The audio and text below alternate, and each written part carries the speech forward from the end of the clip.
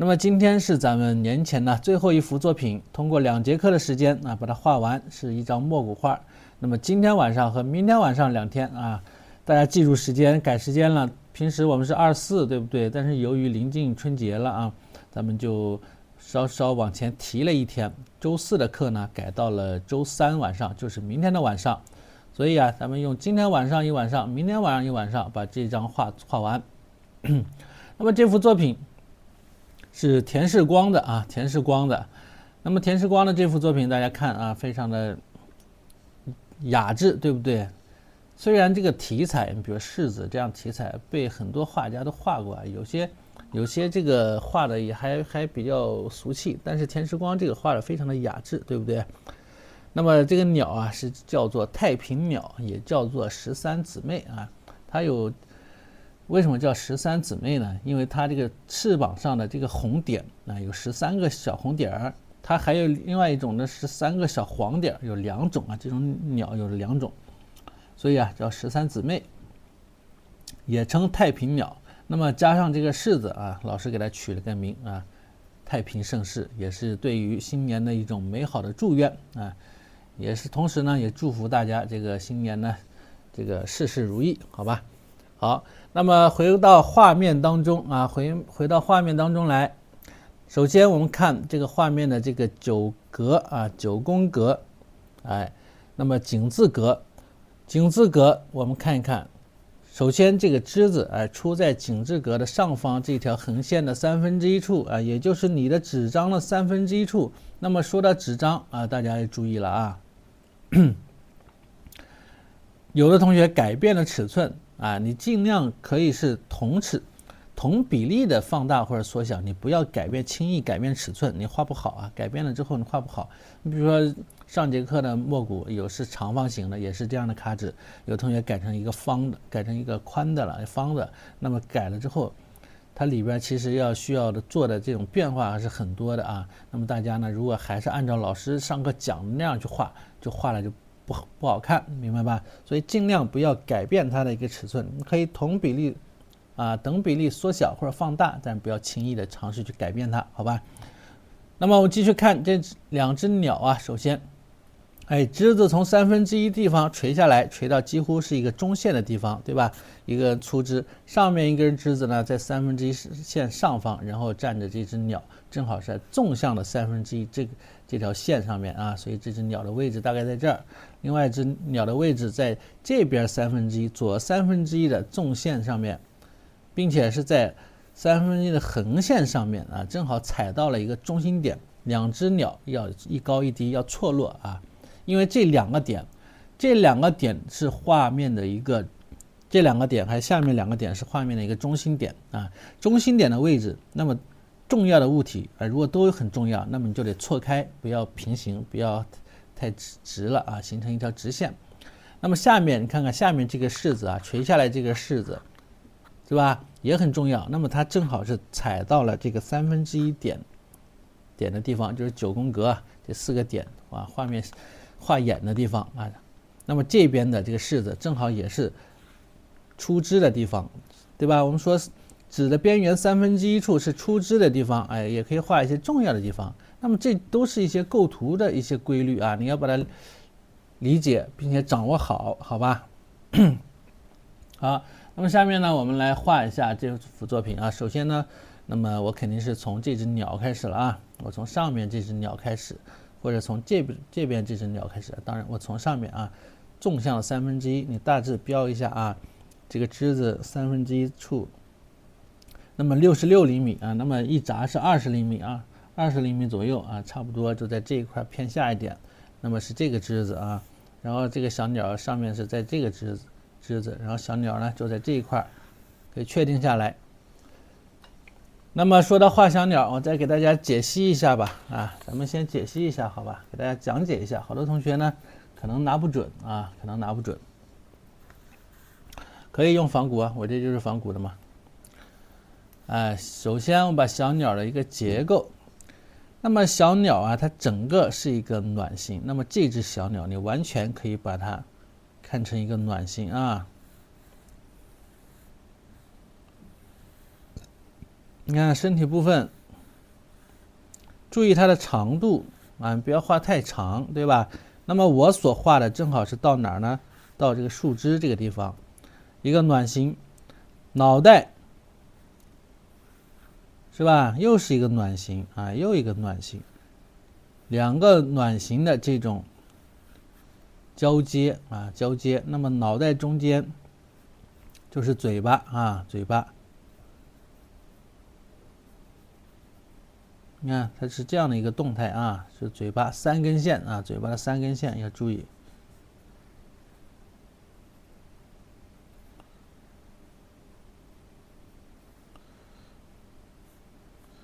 然后它也是稍稍有一个冠啊，有一个冠。那么沿着这根线，椭圆形的这根线这么上去，延伸出去，那么正好是它一个冠的地方啊。同时这根线的地方呢，其实它的一个眼睛的区域，看到没有？一个眼睛的区域。然后周围呢是黑色的这个毛发啊，黑色的这个羽毛。哎，脖子部分，这个下巴部分也是黑色的，对吧？那么这一块都是黑色的啊，我们看一看。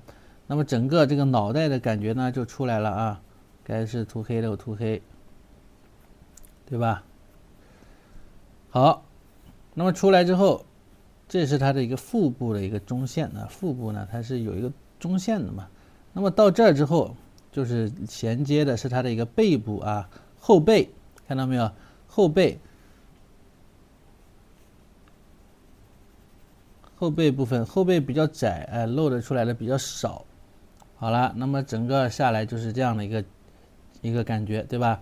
那么其实呢，那么再来加翅膀，翅膀是一个三角形，一层一层的啊，一层、2层、3层，然后呢这么叠加4层啊，这是这边的翅膀。那么后边还有个翅膀啊，这边的翅膀呢，它是露出了一点翅尖啊，所以呢也是有几层啊，1层、2层，可以画个3层，少一点即可，少一点即可啊。那么这一块是它翅膀的一个肩膀的地方啊，它可能是这样打开的，如果是在背面啊，然后呢会有一些这个长的尖儿的地方呢，就到了这儿了，到了这儿了，所以它整个的一个状态是这样啊，再加上枝子，明白吧？明白这个构图吧？哎，明白这个怎么造型了吧？那么要看好啊，然后再来修改、修整它的一个，这是尾巴，尾巴可以画作一个长方形，再把它1分为2啊，再把羽毛修改一下，哎，修成圆的，那么不就行了吗？然后这一块呢，稍稍有一个腹部啊，腹羽，尾部的腹羽是覆盖在这儿的一个红色的羽毛，看到没有？然后尾巴的2根羽毛，它是有2个羽轴，哎，把羽轴给画出来，对吧？就可以了。那么这是，这肚子上的，然后用这种丝毛法呀，用老师教大家丝毛法，然后一丝毛即可，是不是啊？可以在数学上起啊，你可以起啊，我先给你讲解一下嘛。我不想在数学上起了，因为起了之后这个印子这个印痕迹啊太重了，每次画完之后都不太完美，你知道吧？那么下面这只鸟呢，同样啊，首先把它看它的身体部分啊，掐头去尾啊，掐头去尾，只画身体部分，那么它就是一个圆，是吧？一个椭圆呢，一个卵形嘛，注意这个大小。哎，然后你看看啊，它是歪着头，这样颠倒过来啊，脑袋这么颠倒过来，很调皮，是吧？这一个小卵形，又一个小卵形，给它加上就可以了。然后呢，嘴巴在下方，嘴巴在下方，然后眼睛在这一块。好，那么看啊，它是把头这样扭过来了，它正常的应该是往这边掰一下，是吧？正常是往这边掰一下，它再看着地下，啊，看着下面。那么背部，看看把这个卵形啊，又1分为2。1分为2，这是背部了，对吧？背部，然后加2个翅膀，哎，1分为2，背部加两边的翅膀，对吧？这边呢就是翅膀啊，翅膀，然后后面再加尾巴，尾巴和这边尾巴是一样的啊，两只尾巴差不多，这样一个感觉。然后这是爪子，啊，这是爪子，明白这个动态哈？它就是这样的。那么整个这个再来画翅膀啊，翅膀呢一层一层的，就是这样一层一层。这边的翅膀也是一层、2层、3层啊，这样的，就这么一个动态啊，明白了吧？所以画鸟，你首先你要整体的来看待它，你千万不要看哪儿画哪儿啊，容易画跑偏，明白吧？像这个卵形啊，这边是翅膀，翅膀又被腹部的羽毛会遮挡一些。好，那么这是整个的起形的方法，给大家讲一下。下面呢，我们就在纸上啊，正式的开始画了啊。找好位置，刚才按照老师说的，找好一个大概的位置即可。找好了，我们就开始动手。强墨，熟宣上啊，这个就墨呢就干点湿点都没关系，是吧？反正也不会阴。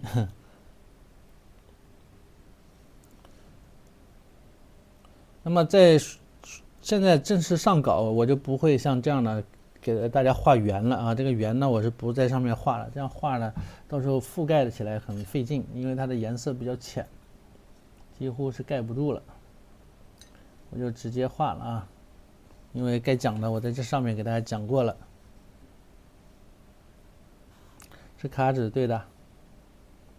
如果大家拿不准呢，你可以用宣纸。用宣纸的话呢，可以稍稍的，你可以像这样画个稿子，如果是宣纸，然后呢把它垫在底下，对吧？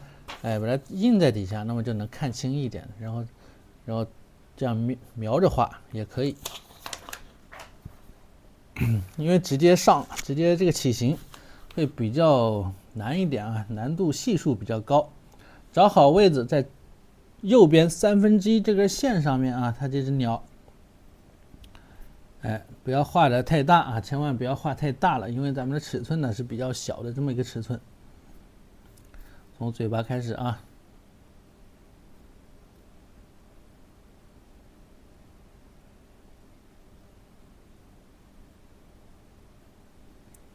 墨色稍微干了一些，是吧？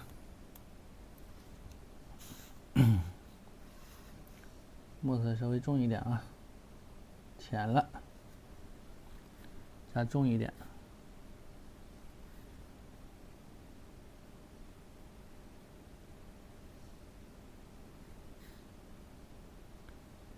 从中线开始，不要画的太大啊，拿个颜料管给大家比一下。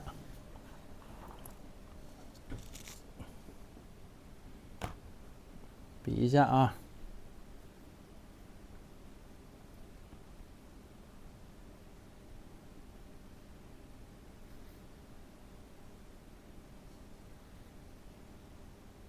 底下的这个嘴唇啊，嘴巴呢，它是几乎就看不到了，你就露一点点就即可啊，露一点点即可，别画太多。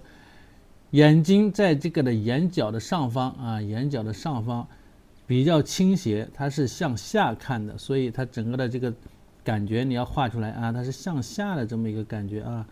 我把这个这根线呢稍微画一下，它是这样的。然后呢，眼睛在这一块，上眼皮儿可以比较平一点啊，比较平一点。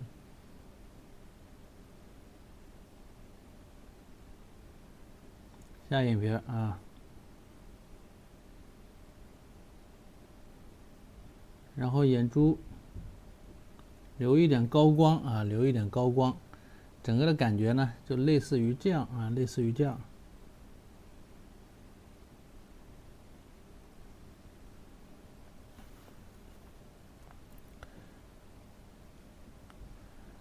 说什么？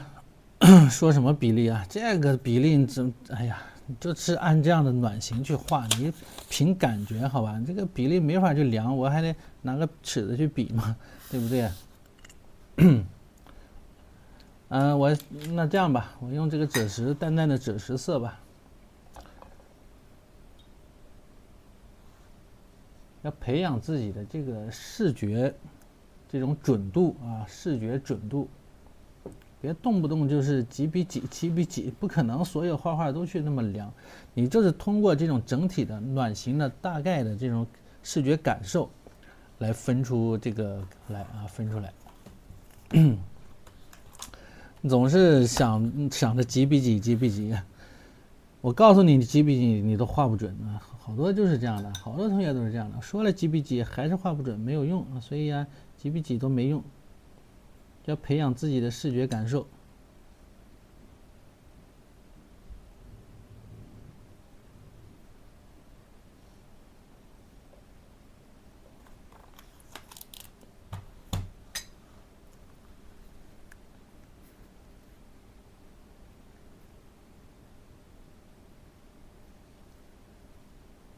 整个的头，我刚刚不说了是一个卵形，对吧？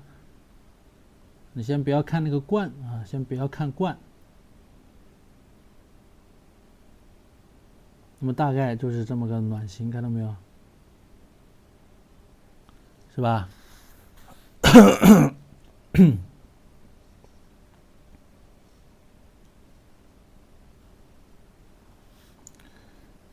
然后，比如在头部，再来加它的这个长长的这个发冠啊，是吧？再来加，眼睛就是这样的一个感觉，还戴这个眼罩啊，跟这个蒙面大侠一样啊，跟蝙蝠侠似的，还戴这个面罩，是吧？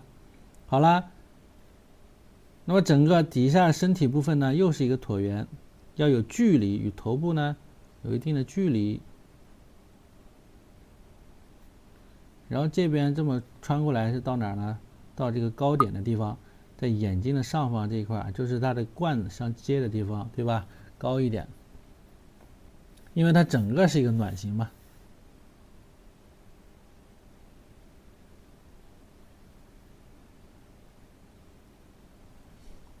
背部这块可以稍稍直一点，然后到这边再来。那么腹部就是这样的，然后这边呢才是翅膀啊，才是翅膀，明白吧？才是这个翅膀。然后呢，还有这个白色的腹羽啊，给它进行一个覆盖，大概就是这样。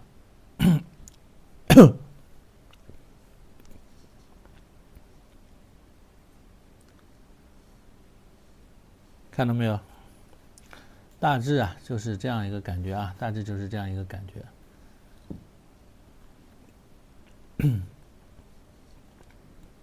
好了，那么下面我们就直接开始了啊。那么首先呢，我用这个墨色把这个像佐罗的眼罩，对啊，把佐罗的眼罩啊给它罩起来，从深的地方开始嘛。所以呢，那么这个佐罗的眼罩，你先别着急去撕毛啊，撕不好，因为这个面积太小了。你就像这样的毛笔顿下去，这么点点儿，这一排一排的小笔尖点。明白吧？不是所有的地方都要撕毛。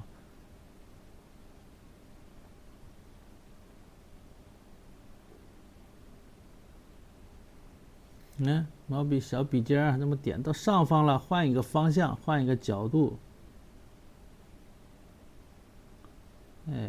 单笔这样可以撕一点啊，可以有一点撕毛的感觉，是不是啊？看不清吗？能看清吗？我一调自动对焦，它就老虚焦。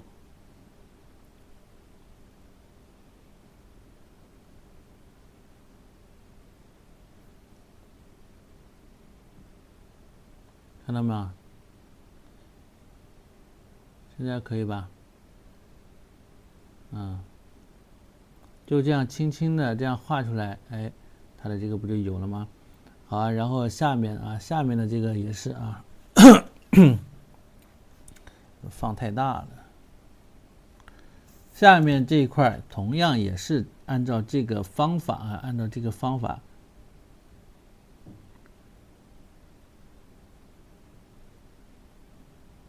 小笔触，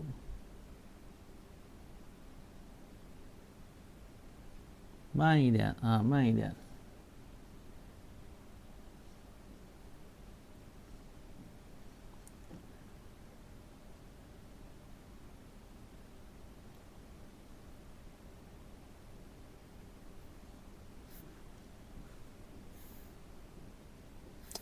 这个镜头挺烦人的，这个电动镜头，哎，讨厌。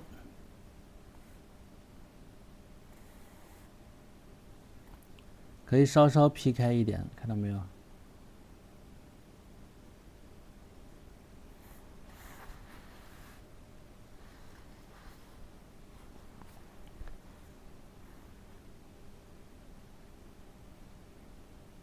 然后往下分层，分一点层次。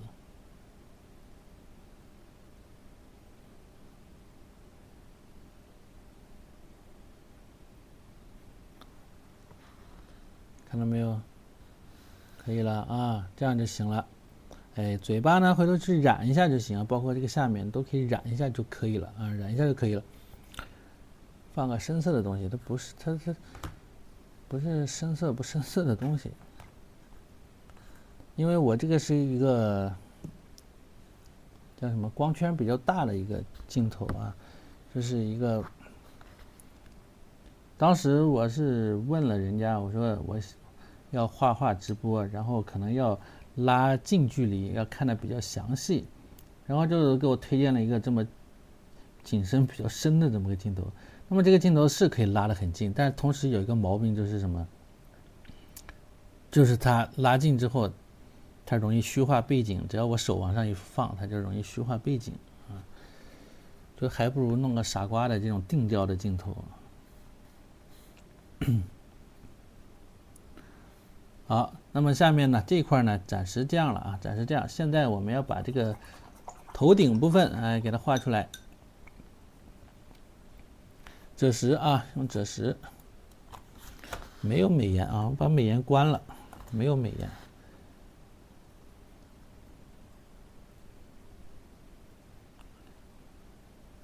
说是给我推荐一个专门拍这种拍视频用的这种相机啊，推荐了这么一款。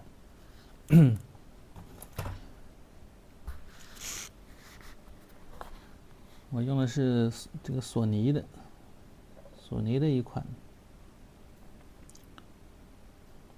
就8毫米到105毫米的这个镜头。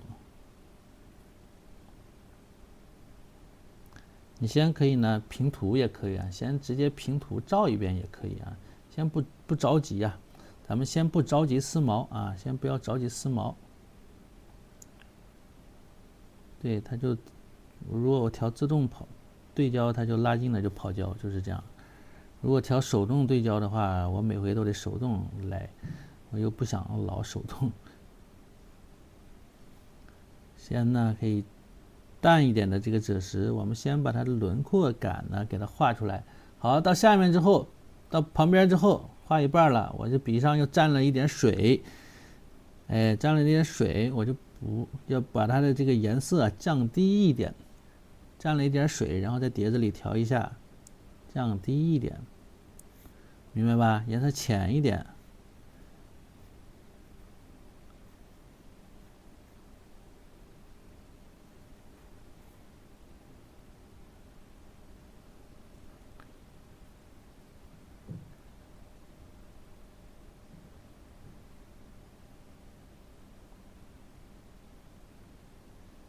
这个相机不便宜啊，这相机都1个 W 了啊，都花了我1个 W， 还不如买一个之前在公司用的那种啊，但是那种就太大太傻了，我买了一个想买个精致一点的。先不用着急撕毛。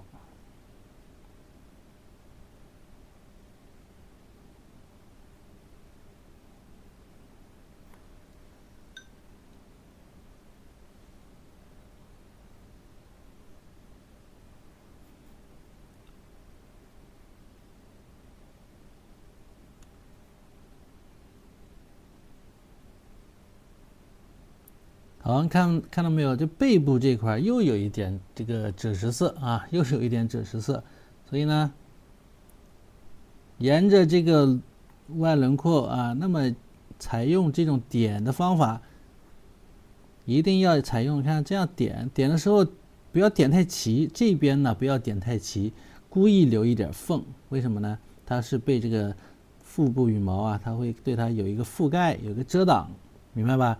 我故意留一点缝出来，为后期的丝毛做准备。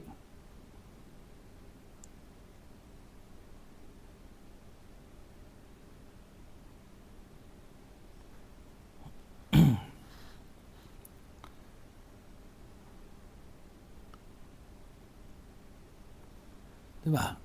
就是这样一个感觉啊，是吧？这个就挺好的了。那我是看了这个广告啊，就有时候看了他们那个官方的广告之后，说是一款特别神奇的，好多人推荐啊，好多这个博主啥都推荐这个，结果我就买了，就被种了草。太平鸟啊，这是太平鸟。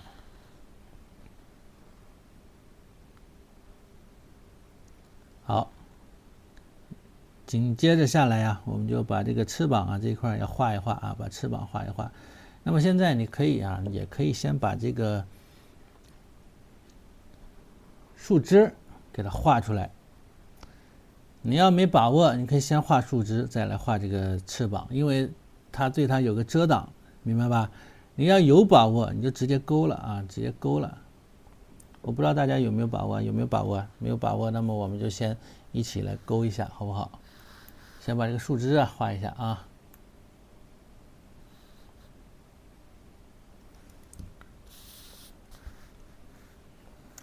从网上买的怎么试啊？没法试啊。好，那么树枝啊，教大家调一个颜色。来，教大家调一个颜色，用我们的一组非常好用的这种色彩搭配啊，赭石加三绿啊，赭石加三绿就是这个花白绿啊加赭石，调赭石少一点，花白绿的这个颜色感觉多一点。你看调出这种灰灰的这么一个绿色啊，灰灰的一个绿色，再加一点赭石啊，灰灰的这么个绿啊，你说它。对吧？说它绿吧，它又有点红；说它红吧，又有点绿啊。浅浅的这么个颜色加水，我们把树枝画出来，用这么个颜色来画啊。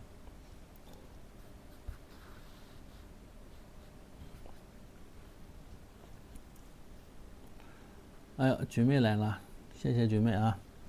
别刷了，快别刷了，赶紧画画吧。那么画枝子，再教给大家一个方法啊，再教大家一个方法。正常我们画枝子是不是大家都画的是比较的实，对不对？哎，都填的比较满。那么这个画枝子，我们可以用这种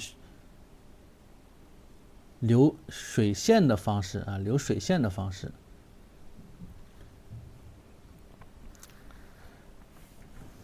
哎，要不我再给它调回手动对焦吧？大家稍等我2分钟啊，省得大家吐槽了。我再调一下，我得站起来。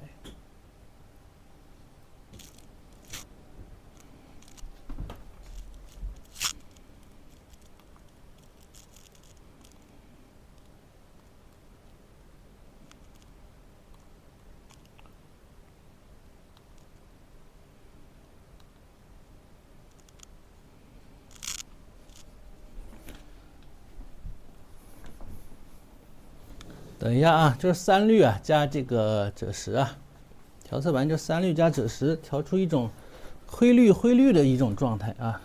你看灰绿的这么个状态，调出这样，明白吧？好了，那么通常我们画枝子是画的比较实在的，对不对？那么今天我们画这个枝子啊，不要画的太实在。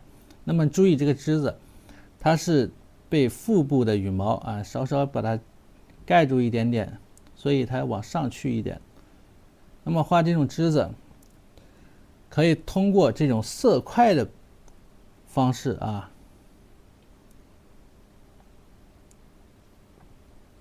就怎么说，要留一点这种空白，明白吧？留一点空白，不要给它画死了。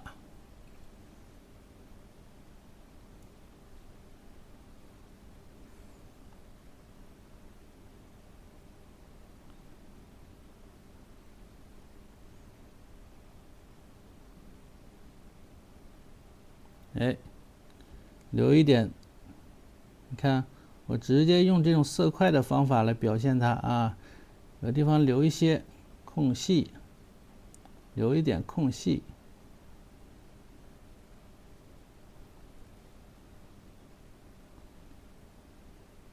注意这个枝子的粗细啊，不要画太粗，好吧？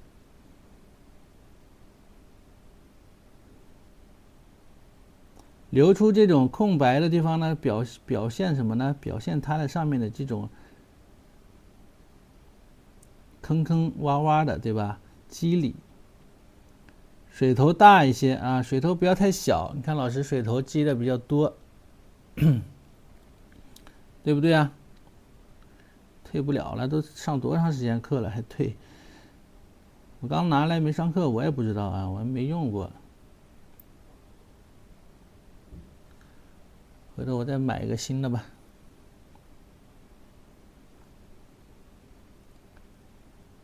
这边注意啊，这边也注意。你看手动对焦它就没有问题，现在一点问题没有，对吧？好，没完啊，没完。笔尖调一点淡墨啊，看啊，笔尖调一点淡墨，蘸一点点墨色，不要太重啊，调淡一些。一下蘸重了，哈哈，怎么用啊？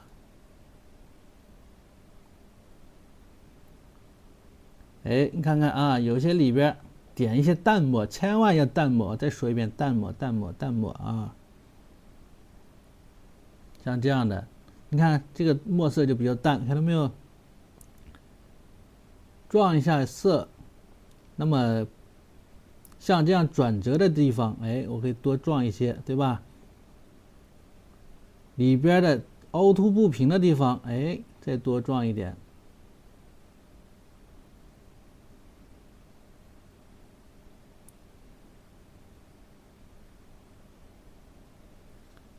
看这个枝子，哎，它就比较丰富啊，比较丰富。不要把这个边缘线勾太死啊，不要把边缘线呢勾得太死了。好了，不讨论这个问题了啊，不讨论这个问题了啊，放心吧，不会影响大家的。你看看，要断断续续的，有虚有实，对吧？有阴阳相悖关系，你给它点出来啊，好看吗？是不是比你双勾然后再染色的这个好看多了？哎，这边也是，所以要求有几个注意的地方。一开始的这个底下的颜色水头大一点啊，水头要大一点，不可太干，不可太干。干了之后呢，它就出不来效果啊，出不来效果。哎，黄黄绿绿的这么个颜色啊。好，那么这个小枝子差不多啊，差不多就完成了。然后该加小枝子的地方呢，该加这种小小的枝杈呀，再给它加一下即可，加一笔就可以了。笔尖再整一点淡墨啊，再勾一边啊，另外一边不动它，哎，是不是？粗枝也可以用这种方法，粗枝呢，甚至可以撒点盐上去，明白不？你看老师之前我不知道有没有看过，老师画了一张这个玉兰花的这个树干，那颜色可丰富了，完了撒一点盐啊，特别漂亮，相当的漂亮啊！那张树干那种肌理呀，就让人很着迷，你知道吧？完了别人看了之后还不知道你怎么画出来的啊，就要达到这种状态啊，很神秘的一种状态。这怎么还弄脏了呢？好，在此基础之上，哎，我们再来画这个翅膀。翅膀，如果你勾不好，那么首先你跟着老师一起来，今天也不勾了。上一节课那个鸟我们是通过勾线，然后呢再填色，对不对？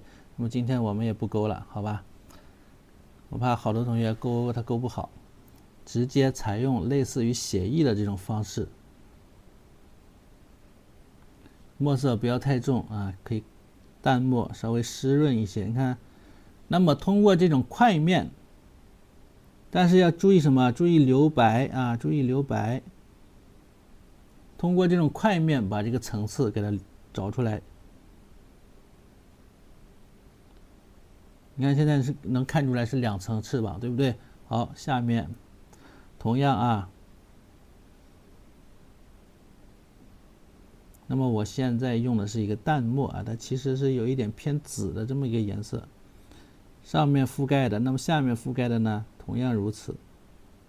注意把水线留出来啊，最重要的一点是要留出水线来。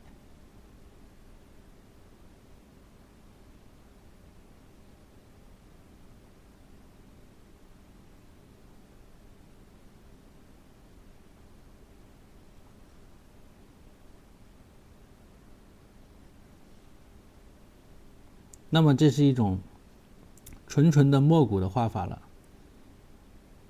就没勾线，看到没有？就没有勾任何的线。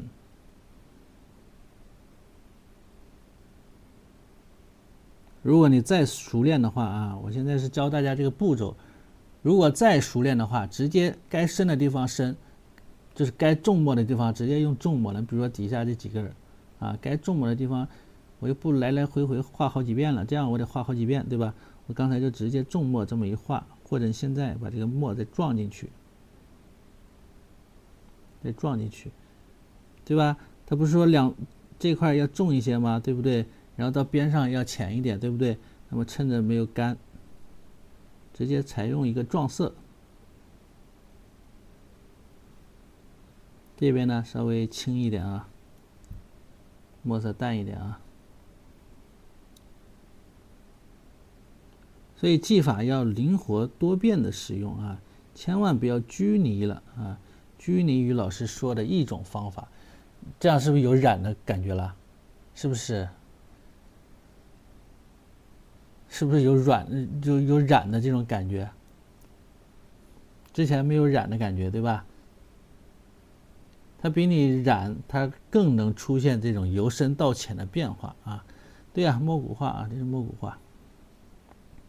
继续了，那这一块啊，它露出了一点这个小翅膀啊，就是它那一面的一个小翅膀，稍稍加一点，哎，可以了，虚一些，虚一些。好，那么再来画这个尾巴。尾巴呢，可以直接用颜色，也可以先勾啊，直接用这个赭石，淡淡的赭石先统一给它画上也行，好吧？也可以先勾出来也行啊，随意用哪一种，学通了之后想怎么画就怎么画。比如说我之前是勾的，那么今天我全部用这种平涂的墨骨的方式啊，调一点淡淡的赭石，这个淡淡的赭石不要太重啊，赭石加墨，这个颜色要保证它灰一点，它是这个内侧，它最深的最艳的这个颜色在头部。所以你看，我调出一个淡淡的赭石的这个，还有赭墨的这个感觉，就这么浅，这么淡啊。好，那么我直接就把这个写出来嘛。反正这个位置大概大差不差，看得差不多了啊，别画错了。我这个枝子好像画短了一点，算了，没事儿。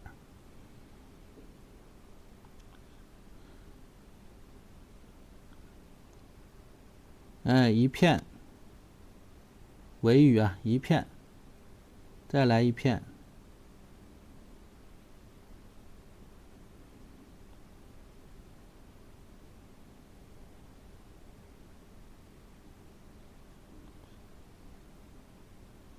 你看，直接采用这种方式，不需要积色积太狠啊，不需要你积色积的特别多，明白吧？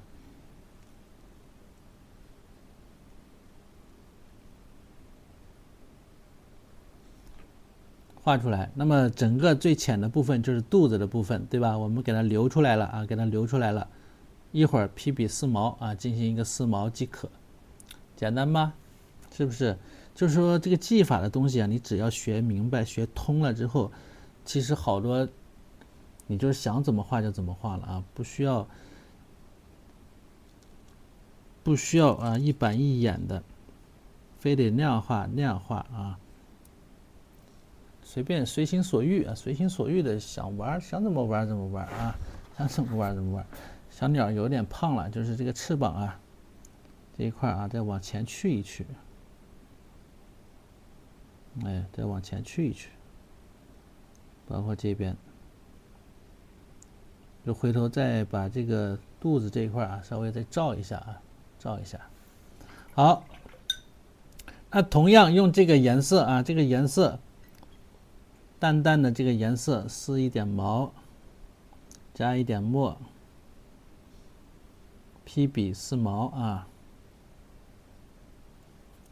可以披笔撕毛，也可以单笔的撕啊，可以披笔撕，也可以单笔的撕。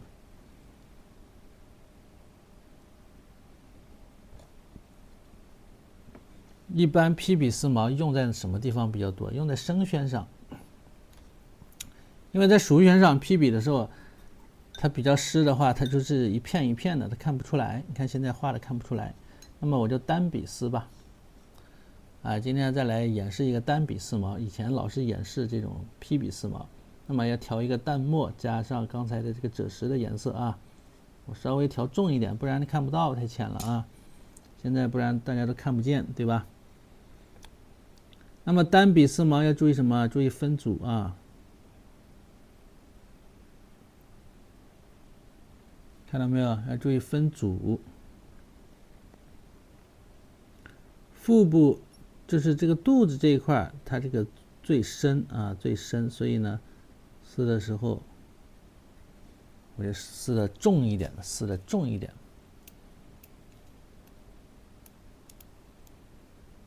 你看，分组的感觉要看到啊，要看到，是吧？好，继续。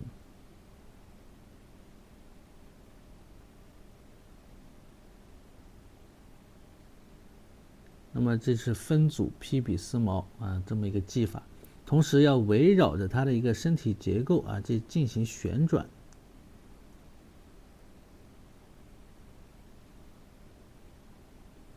这还糊吗？不糊啊，只是说颜色浅，因为它肚子整体颜色浅，我不可能用很重的墨给你撕给你看啊，我不能为了让你看把我的画给毁了呀。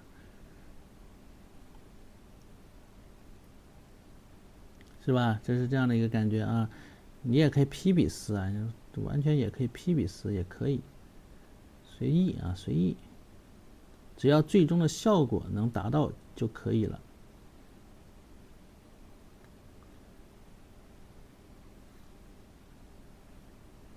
那你要有耐心啊，很多同学这个就没耐心，注意上下两层之间要稍微错开一些啊。好，它其实得有虚实，所以你不用每个地方都撕到啊，一会儿要染色嘛，所以你不需要每个地方都撕到啊。那么这样它就有了这种到下面之后变怎么样变浅的这种感觉啊。同时这边要往外边扩散，哎，有往这边扩散的这种感觉，明白吧？毛茸茸的啊，毛茸茸的这种感觉，它就有了。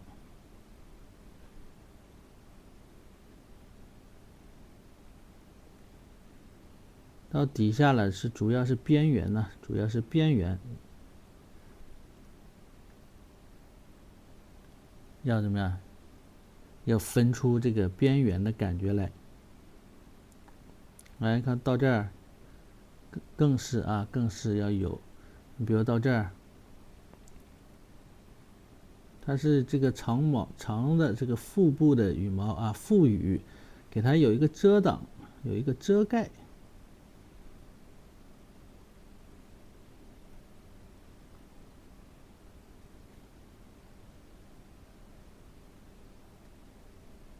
这支啊，我们用这种方式，这种分组丝毛的方式啊。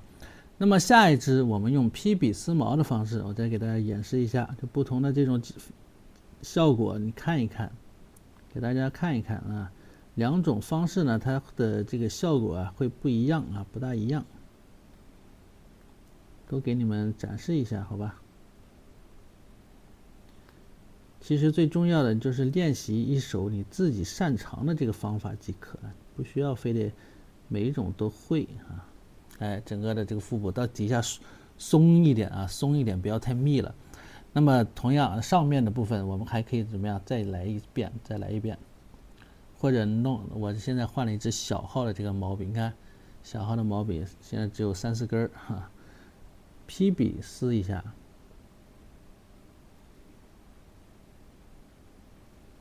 它可能撕的不太清晰，但是可以把这一块呢给它加密一点，看到没有？加重一点，加密一点即可。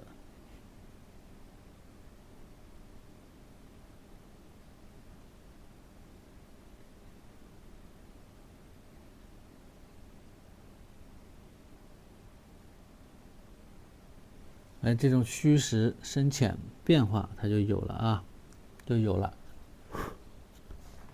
是不是啊？稍微整快一点啊，画慢了今天。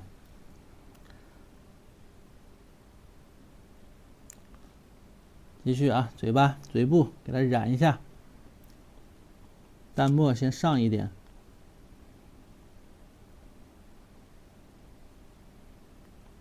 上一半。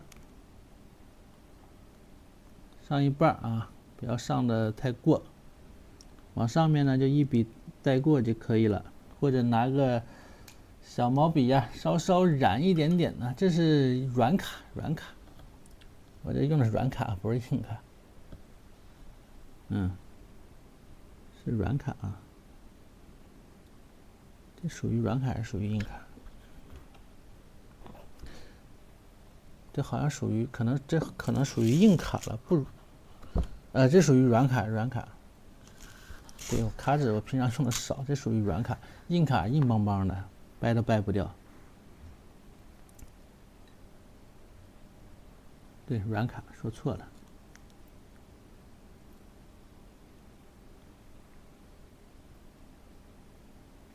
这个卡好像没有链接啊。人家老板也不卖。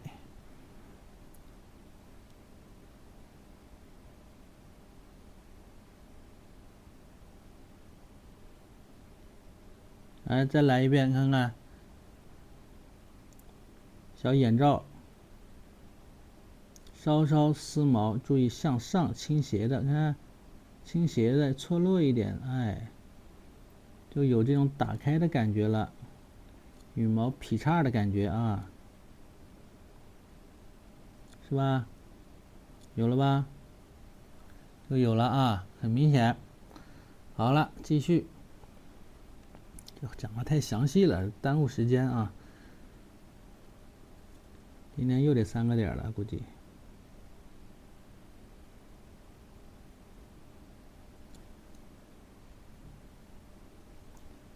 好，往下面把毛笔劈开啊，披笔丝毛。看到没有？披笔丝毛，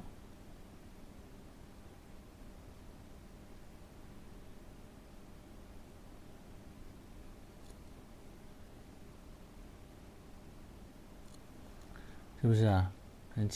应该是很清楚了啊，是吧？很不错啊。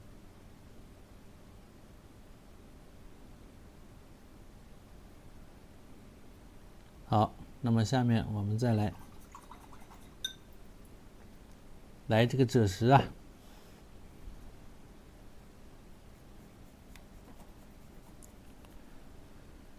调赭石，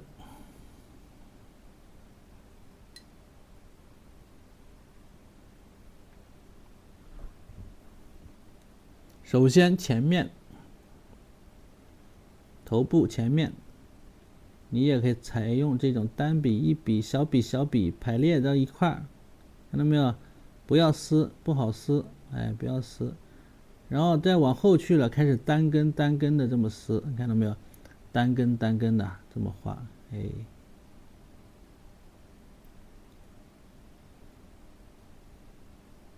特别边缘稍微让它毛躁一点，哎，出去一点。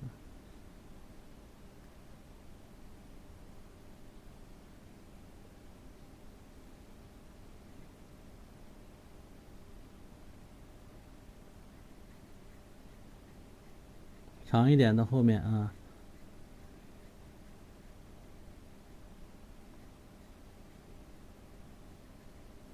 长一点，这不就有了吗？不有这种感觉了，有这种变化了啊。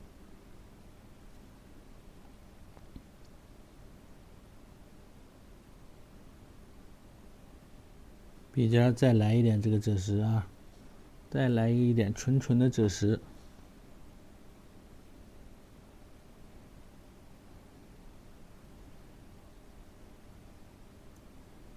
再给它加重一点点啊，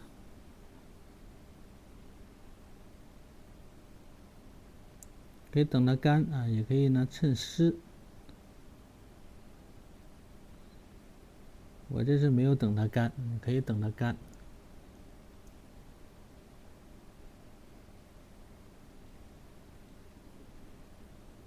再来撕一遍，这种深浅它就自然过渡了，自然过渡过去了，对吧？好，同样背部，那么这边虚一点啊，到中间这一块稍微实一点，也不要完全覆盖住第一遍，看到没有？是在它的基础之上啊，单笔这么撕毛，它就是毛茸茸的。虚虚实实的，你看我中间停顿一段啊，停顿一段，然后虚虚实实，这边也是啊，浅浅的、淡淡的、虚虚实实的画一点，画一点，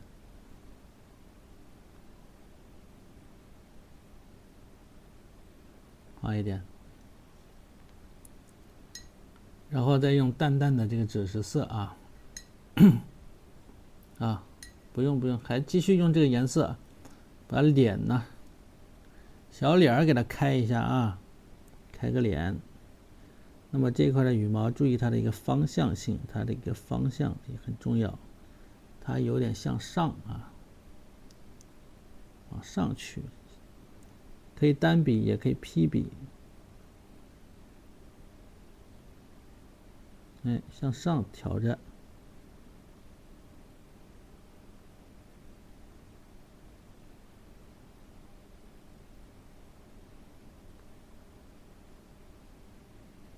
好，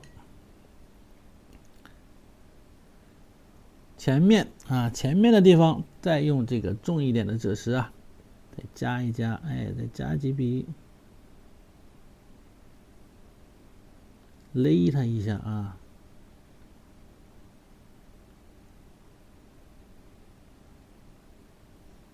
哎，舒服了。再用淡淡的赭石，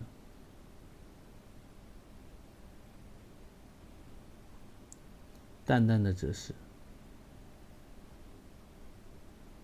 腹部批笔丝毛，很淡很淡的赭石。批笔的这种染啊，就是类似于批笔这么染了，其实撕不撕都不重要了，因为我们底下已经撕得很好了。你就这样淡淡的赭石啊，这么染它一下，照一点的颜色，往下越来越淡啊，往下呢就越来越淡，可以拿清水笔，往下越来越浅，越来越淡啊，你回头用清水笔啊，往下接一下，然后底下呢是需要用一点白色啊。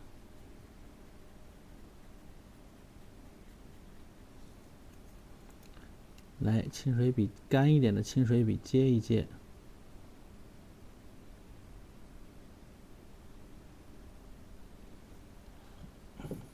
对吧？哎，这只小，这个弄不掉啊，等干了再弄啊。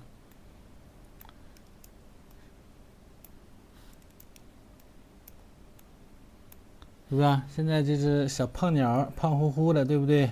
很可爱吧？哎，很可爱啊。好，继续啊，我们继续，不能再瞄它了。我们接着往下进行，把它先放一边，先放一放啊，把整体呢要完成啊，完成整体。你看这个就比较麻烦，手动还得调好焦距，还得再对焦，真是烦人呐。好了，然后把这只鸟画出来，我们再来穿这个枝子。如果穿这个枝子你穿不好，你回头又对不上了。之前画那个上一张墨骨，就是这一张墨骨啊。画上一张墨骨的时候，好多同学就是这个枝子，他可能一开始画一半了，然后再画这个鸟，结果这个枝子为了踩到这个杆上，杆要么画低了，要么画高了。就是感觉为了踩在这个杆上而踩在杆上，就最后特别刻意，明白吧？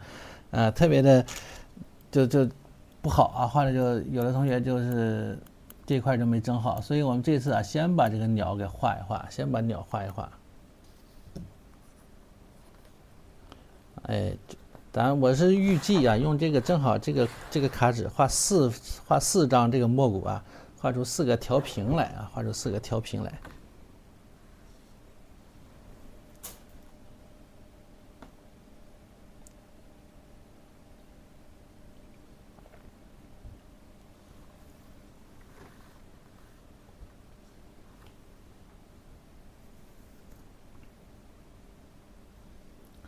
老师还没找到调的技法吧？什么1分钱1分货呀？啥呀？再说，我这也不便宜啊。其实对于咱们直播来说，你别说几万的设备，都大差不差了。其实，因为根据你的网速，根据你的最后的你接收到它的输出，它输入和输出不一样，对吧？你再清晰的，它输出只能输出那么多，明白吧？多了它输出不了啊。所以你别说。它够用就行，你整个10W 的也没用啊，给你输出来的还是1084乘以720，明白吧？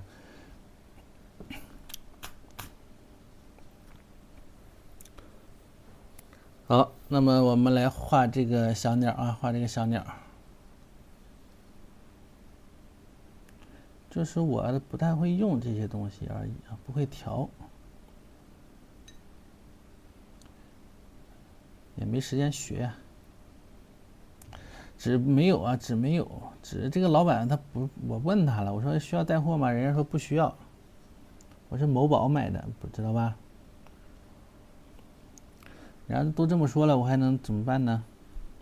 好，这只鸟它是在1/3的一个纵线上面啊，1/3的一个纵线啊。那么它的头，你看它头在哪儿呢？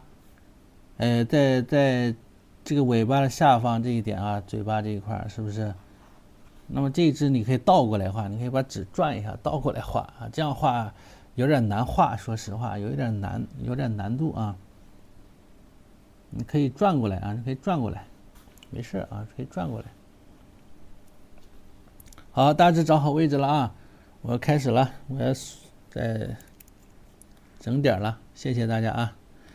我是给大家找一下位置，马上就拉大，马上就拉大。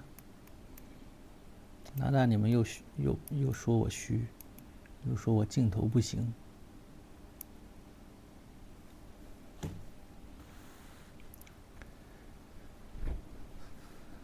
好，我们大致看一下，找好它的，看准它的一个位置就可以了啊。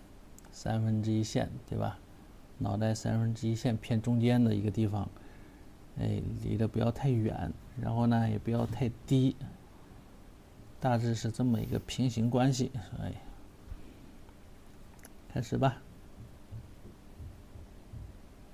啊，对，整点了，又忘了。那么再通知一下，这幅作品啊是今天和明天晚上2晚给它画完啊，是今晚和明晚2晚给它画完。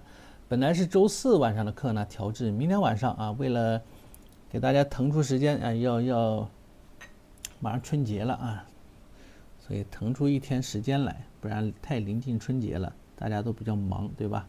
我也比较忙。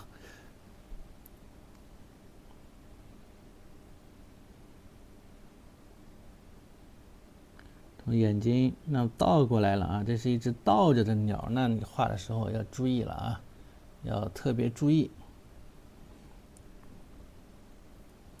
你不忙啊？我忙啊。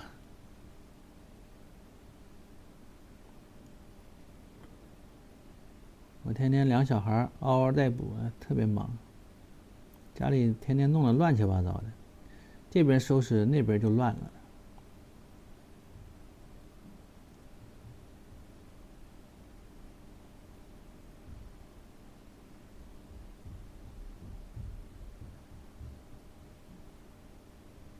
哎，那么这边是前面的，这边是后边的啊。眼睛呢，同样是在它的一个眼角的后方。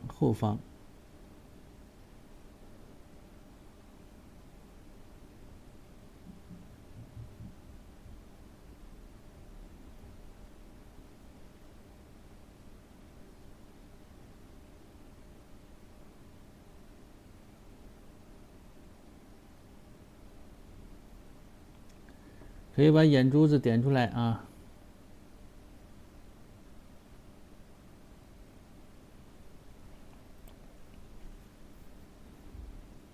拿不准的同学啊，你给它转过来画，把纸转过来画，这样画很有可能就画不好。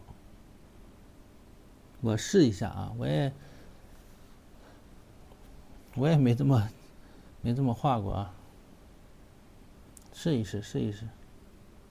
我平常呢也是给它转过来画的。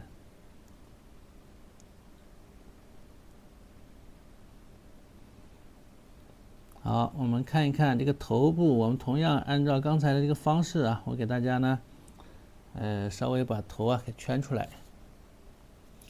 把这个卵形给它找出来啊，主要是要把这个卵形给它找出来，卵形不找出来，你就画不准。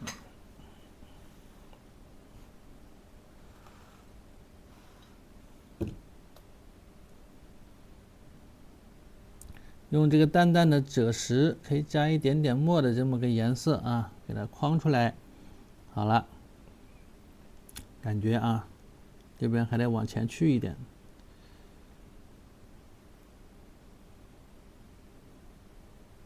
一个卵形啊，脑袋是这样的，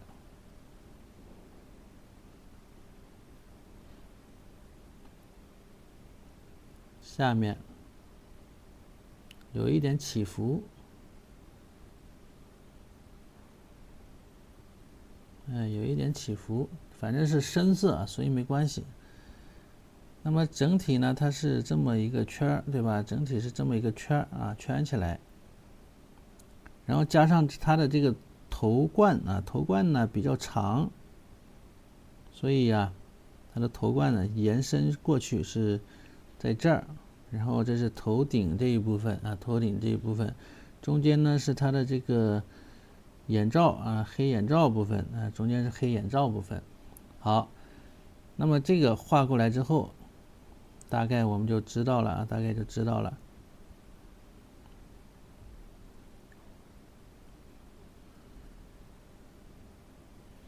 然后身体部分是一个，刚才说了啊，是什么？一个椭圆，对吧？又是一个椭圆，把这个椭圆呢给它找出来啊，把椭圆给它找出来。先不要看翅膀啊，先把椭圆找出来。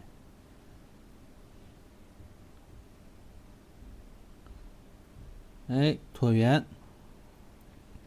然后这边再来加翅膀啊，翅膀大概呢就是在这个位置一个三角形形成，看到没有？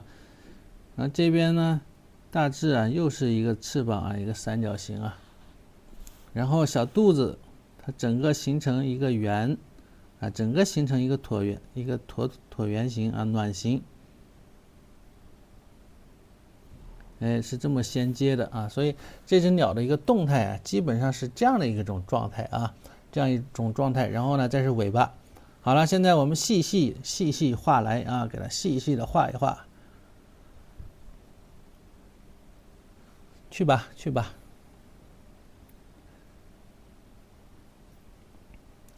明白了吗？好，上墨啊，直接上墨了。今天把2只鸟完成啊，今天争取把2只小鸟完成啊，完成个80%。那么这边呢，它同样啊是我们用这种小笔触啊，小笔触，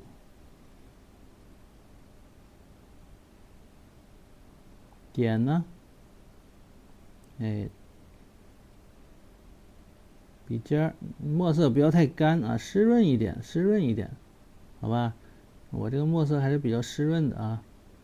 你得画得动，有的同学这个笔干的都画不动，他也不加水。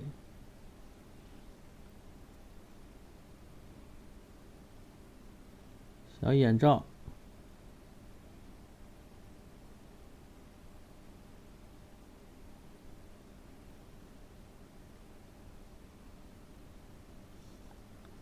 罩起来啊。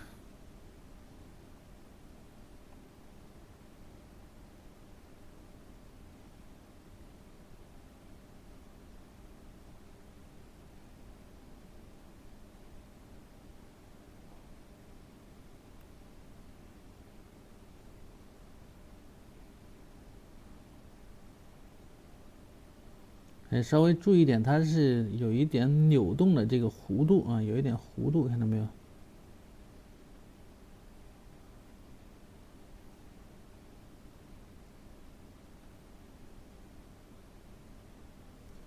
一点扭动的弧度。那么下边它是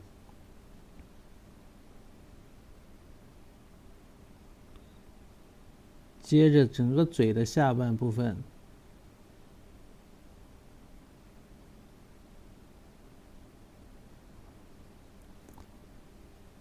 有的该向上的向上啊，该向下的呢又向下。你看这边呢朝这边，那么这边呢，它同样呢它是朝这边啊，所以它是2个方向，看到没有？很微妙啊。其实你可能看原图看不出来，但是你如果懂得了它的一些生长结构规律之后啊，你就不用看，你就能知道。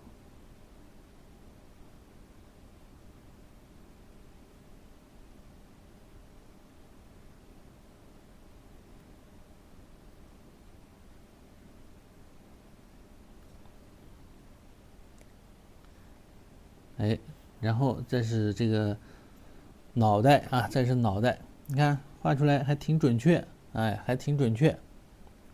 这鸟动作怪怪的，不怪不怪，他只是把头这样歪着了一下，明白吗？就像你正面趴在床上睡觉是一样的，他把脖子这样歪了一下。知道不？所以要理解啊，他是歪着脑袋看这个柿子呢。好，我们再来画头。头呢，同样一开始可以用淡淡的这个赭石啊，不用太纯啊，淡淡的赭石啊，先呢轻轻的，先轻轻的啊。我从这头往那头画了啊。你看水分，你看老师的笔上含水量很大，看到没有？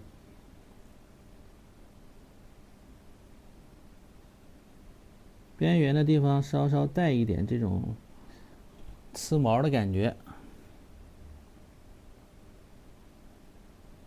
前面呢就不需要太明显，因为前面它是比较短的这种毛发。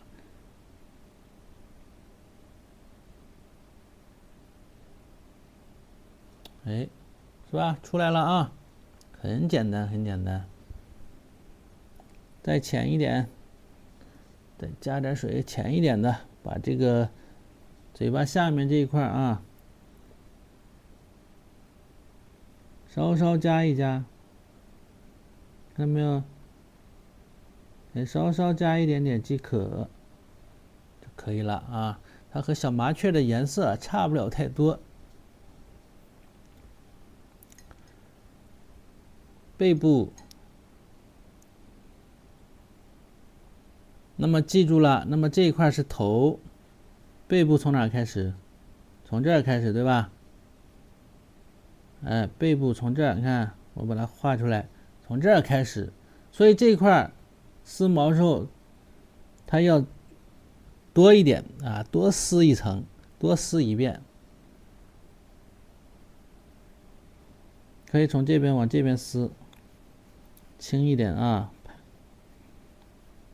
刚才说了，那只鸟用单钩，这只鸟呢用披笔撕毛啊，颜色浅不一定能看清，但是你要知道啊，你要知道老师的这个方法。哎，看到没有？注意分层错开啊，第二层与第一层之间稍微错开一点，不要太长，千万别太过长了，明白吧？要是沿着它的一个身体还得旋转过去啊，也得转过去。如果你这样画反着画不得劲儿，你就把纸转过来啊，把纸转过来，或者你从那头往这头画，啊，从那头往这头画，这样顺手一些。它同样都是要虚入虚出啊，虚入虚出，你看，这样就顺手多了啊，画出来就舒服一些。首先怎么顺手怎么来啊，一定要画的顺手才行，不顺手你肯定就是很难画好啊。像这样的。撕的时候不要是直线，很多同学就有一个误区啊，撕毛撕的全是笔直笔直的，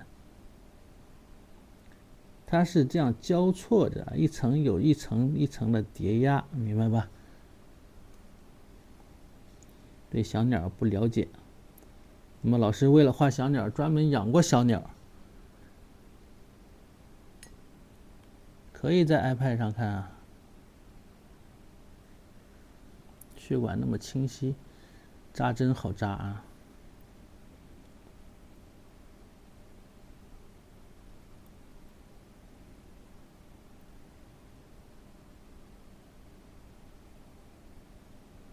看，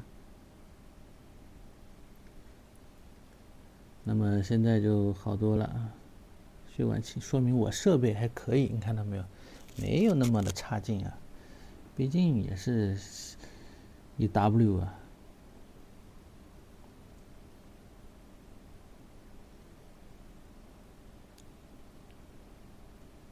回头我再换个镜头啊。好了，整个这边呢，先不动它了。那么现在我们来画这个翅膀啊，翅膀呢这边是采用的直接是用墨，因为它比较窄嘛，你直接这样会用墨色画块面就行。那么这边啊，如果你想勾也可以勾啊，不想勾呢，你也可以这样画。那么原画呢是勾的，勾的相对呀要精致一些，明白吧？勾的它的这个感觉会精致一些。你也可以先用颜色铺上，铺上之后再勾。比如像这样啊，我先用颜色给它铺上，铺上完了我之后再勾它也可以，也可以，没有啥不行的啊。哎，注意好它的一个朝向。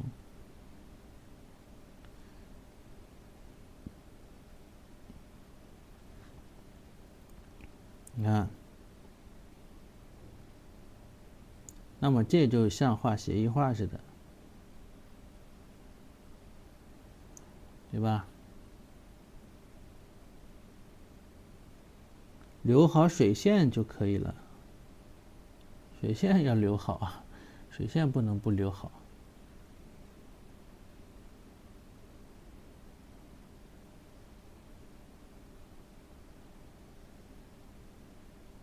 后面的加一点墨，啊，或者先还是用这个整体给它画出来。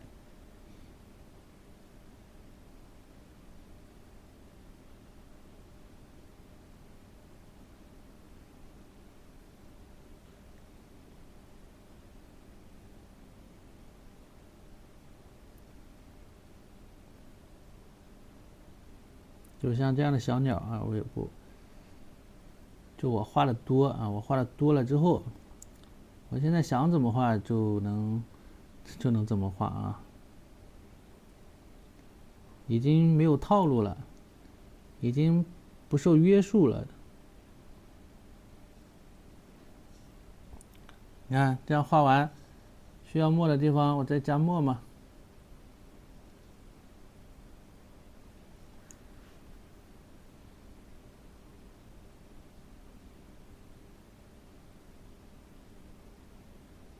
撞色。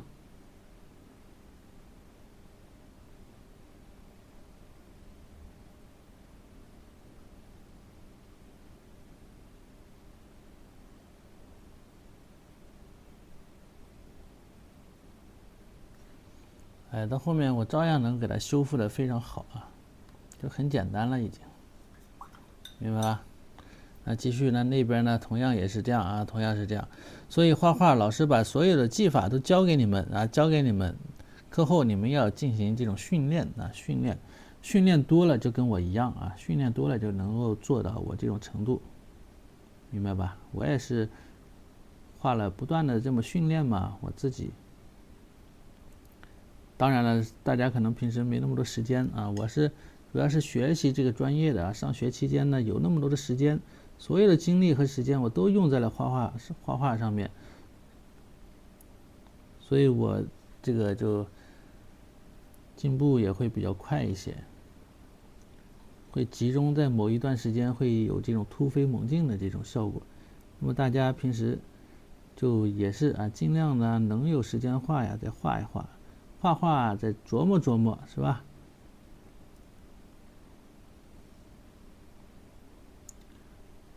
也是能做到了。这个东西熟能生巧啊，技法的东西就是熟能生巧。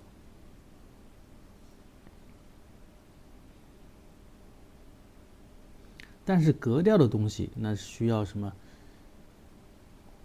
需要审美，需要认知啊。需要你对于这个绘画的一个认知，明白吧？技法的东西我可以教给你，你一学就会啊，多练练，多练一练啊，你是可以学会的。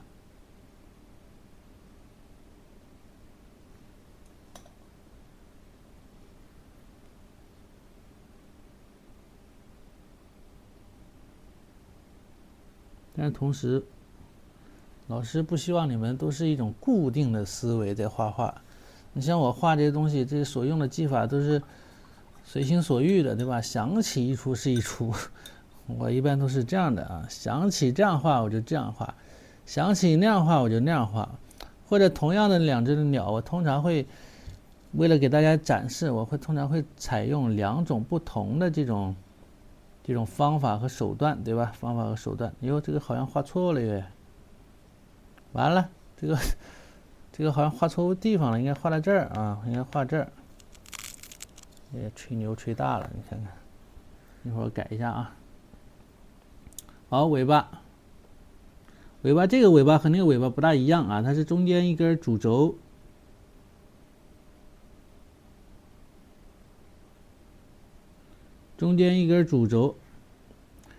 然后两边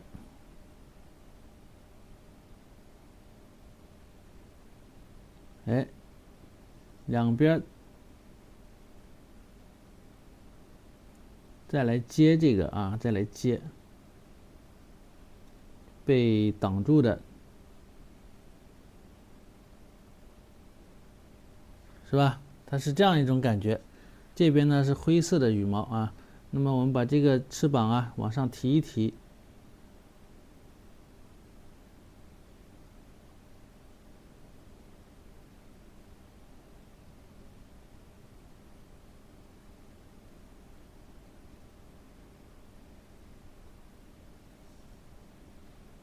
整体往上提一提啊，这块肚子这块应该再往这边来一来啊，好吧？这样的一个感觉啊，就是这样的一个感觉。那么像翅膀这样的地方，你是可以再勾的。假如说像这样画完之后，你再勾，你就好勾一些，明白吧？它的大小已经固定了啊，用这种块面给它很快的固定出来，画出这个块面之后，你再来勾就好勾了。如果单独让你那么勾，有的同学勾不准，明白吧？你比如说现在我想勾一下，那好不好勾？好勾啊，墨色也不要调太重啊，墨色不要调太浓了，我们给它勾一下就可以了啊。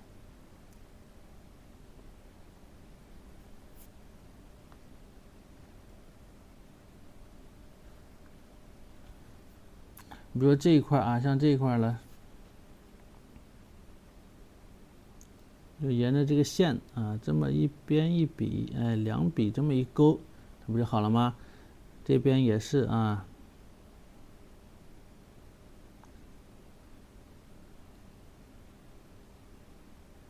墨色的地方也是稍微提一提啊，就有就可以。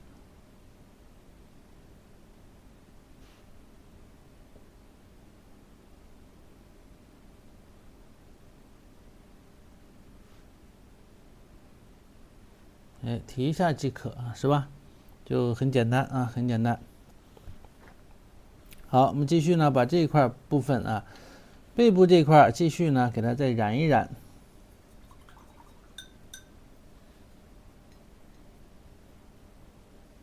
我用的软卡，看不出哪出错是不是？出的不是特别的明显。我出错出的很明显的，你就能看出来。好，我继续啊，皮比丝毛这个再加重一点啊，因为它是一个背部，它和腹部不一样啊，它和这个不一样，这是腹部，那么这是背部，颜色要重一点。那么我们可以皮比丝毛再来一遍啊，再来一遍，这样呢一会儿染色的时候，它就能够留出皮比丝毛的这个痕迹来啊，否则呢这个痕迹啊容易被染色之后染那个给吃掉了。那么交的作业里边，好多同学也是啊，他染完色之后，底下的皮比丝毛就看不到了，就白画了。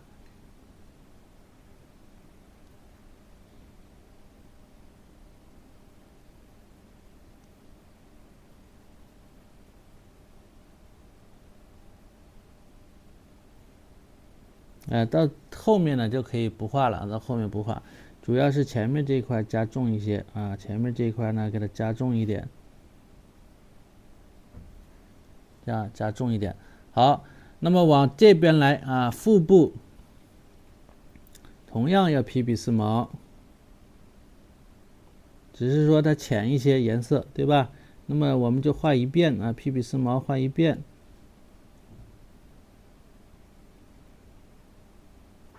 注意毛发的一个走向啊，深浅走向。好，就是这样一个感觉啊。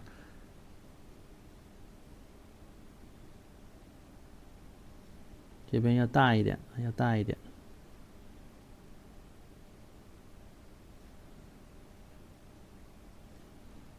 可以了，基本上就可以了啊。这边呢也稍微再撕一下。脸的部分，稍微再撕一下，可以了。那么这两只小鸟啊，就可以了啊。暂时就到这儿，暂时就到这儿啊。我们往下进行，好吧？我们呢紧接着就往下进行。那么我们要追求整体效果啊，我们首先呢这些细节地方现在差不多了，到时候稍微一染一收拾啊，它就出来了。我们现在整体把这个树干啊，树干呢紧接着往下画，紧接着往下画。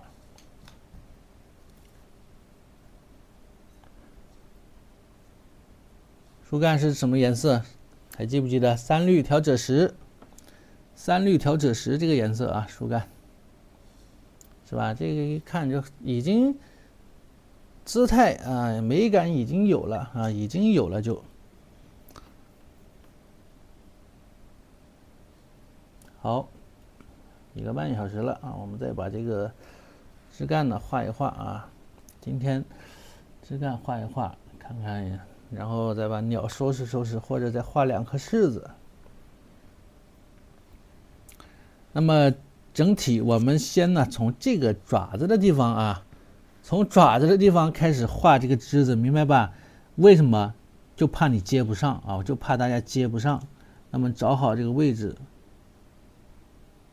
我就怕你给接不上啊，明白吧？所以我从这儿开始画，还是用刚才的一个方法。那么这个爪在哪儿？在它的这个腹部这一块啊，腹部这一块。接好就行，也不用贴太紧，反正，因为到时候爪子呢和它有一定的这个距离啊，有一定的距离啊，因为爪子贴的身体比较紧，所以呢这个一块你不需要贴太紧。那么它是有一点转折了啊，到这儿呢有一点转折。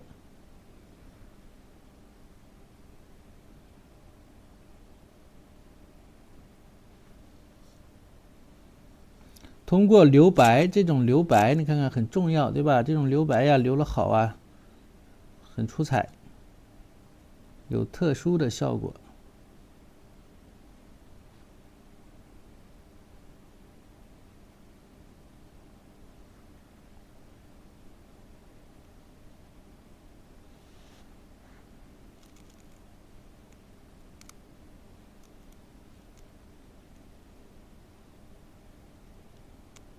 断断续续啊，有间隔的这种感觉。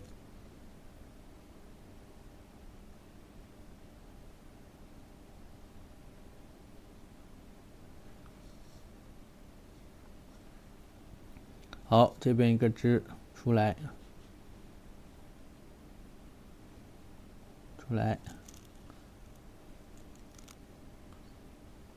再分个叉。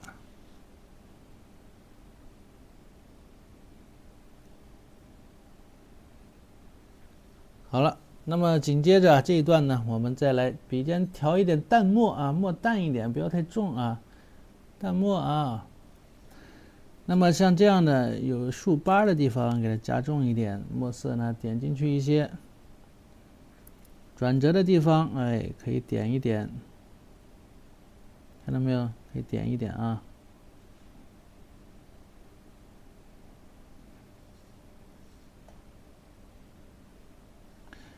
跟不上就先听课啊，先听课，回头看回放。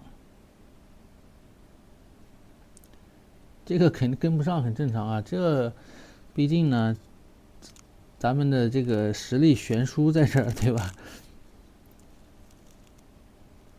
但有能跟上的啊，真有手快的吧？交作业我看是谁呀？手特别快，画的还挺好，不仅跟上了，画的还不错。来表扬他了啊！他还说他跟不上，我觉得跟的挺好的。猫头鹰跟上了。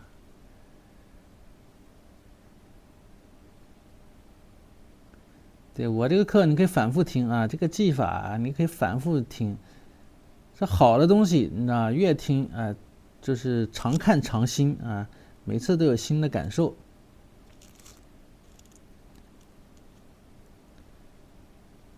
他都能经得起琢磨，经得起推敲啊，推敲。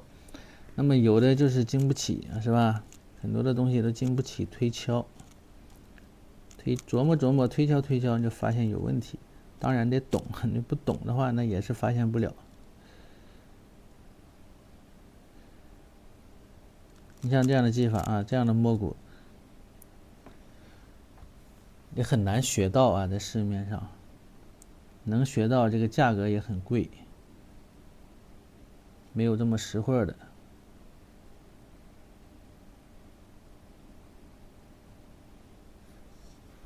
是吧？你看这个小枝子，这个感觉，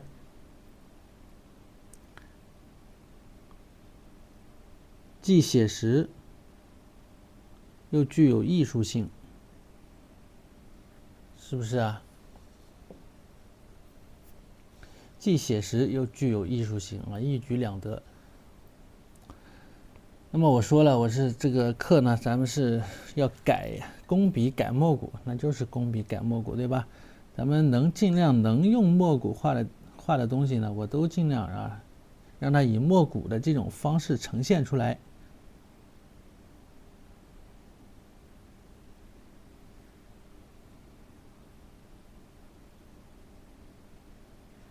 来看一看这个先把它的位置啊找准，你看到没有？那么它是与它相连接。好了，差不多了啊。那里边这些东西呢，我们就随意一些啊，看画的时候很随意，很放松，一定要放松啊，不要拘谨。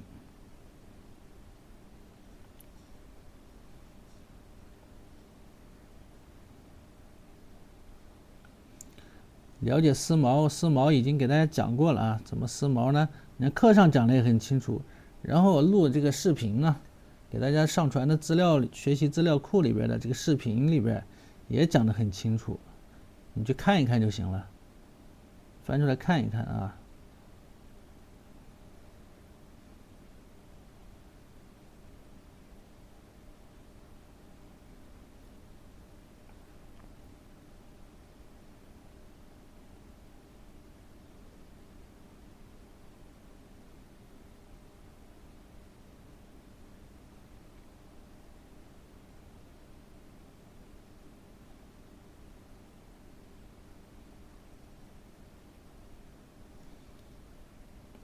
这块就让它整一点啊，整一点，虚弱它，弱化它。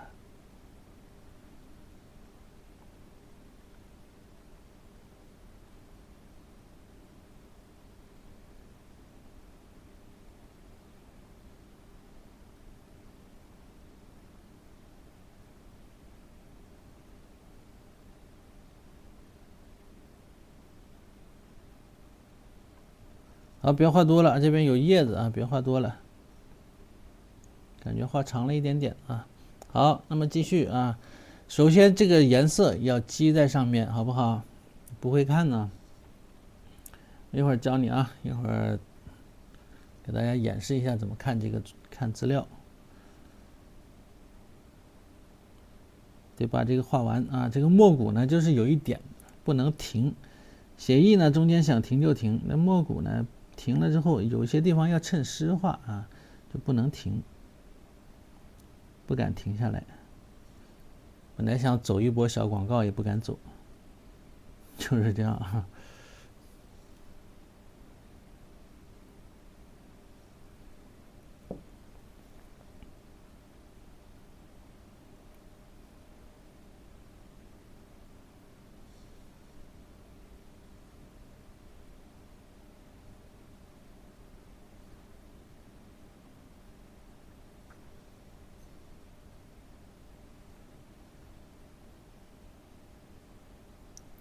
好，那么像这样的啊，要注意它的这种阴阳相背，对吧？那么通常啊，底下啊，就是咱们就是当它是一个阴面啊，因为它也不受光呀，对吧？上面肯定受光，那光线呢照不到底下，对吧？所以底下的地方，哎，我们可以稍微点重一点，点的多一点。上方呢可以少点一点，或者不点。或者分阶段的点一点，不要太对称。比如这边我有了，那么上面我就少点一点，或者不点，干脆不点。然后这边加一点，哎，它就有了这种给它错开啊，给它错开，主要是。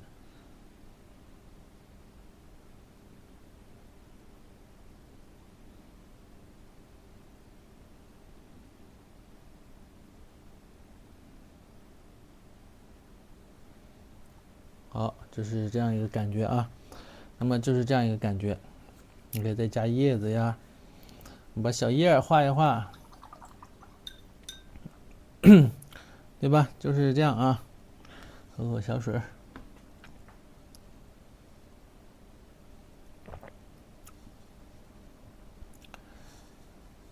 墨骨它是很多画小写意的名家都是画墨骨，明白吧？知不知道？你比如说我说的这个江寒汀啊，四个花旦，他们都是墨骨画，这个墨骨画的高手啊。他如果不会画墨骨画，好多花他特别画的一些花啊，什么牡丹呐、什么乱七八糟的，他就画不出那个效果来了。都是墨骨法。好，紧接着我们把叶子调一调啊，把小叶子调一调，把柿子呢稍稍画一下啊，把柿子稍微画一下。这首先还得出一支啊，要出一支。那么柿子下面这一支，我们要给它出起来啊，要出起来。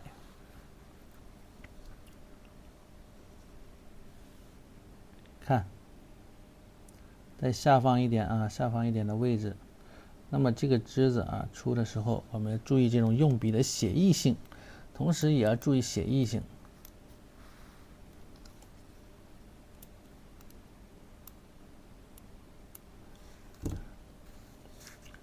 等一下吧，再打吧，等到整点吧。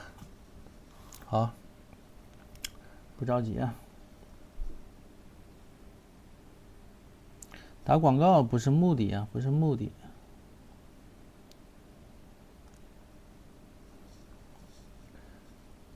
主要什么？这个我每天上课，我也能完成一幅自己喜欢的作品，我就很高兴啊。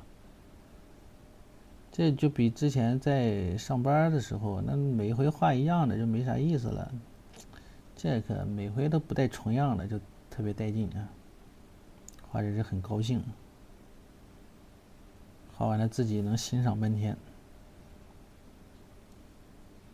注意枝子的这种几段，你看1段、2段、3段。那么像这样的一个是这种长短不要平均啊，长短不要平均。另外就是这种弧度啊，要注意弧度，好吧？好，我们调一个小叶子的颜色啊，调一个小叶子的颜色。那么注意它这个叶柄画的非常精致啊，精细。那么原图也发群里边的啊，有新来的同学呢可以进入到咱们的抖音粉丝群里边。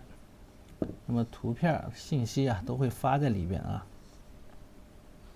那么这个叶子的颜色啊，有一点红，对吧？红红的叶子，它其实是这个树干的颜色基础之上啊，再加了一点红。可以加点什么？加点胭脂，加点胭脂啊，加点赭石。对，新来的同学可以点击老师的这个头像啊，给老师加关注，点个关注。点个粉丝牌啊，进入到咱们的粉丝群里边啊，进入到粉丝群里边，然后每次上课前呢，会把这些资料发给大家。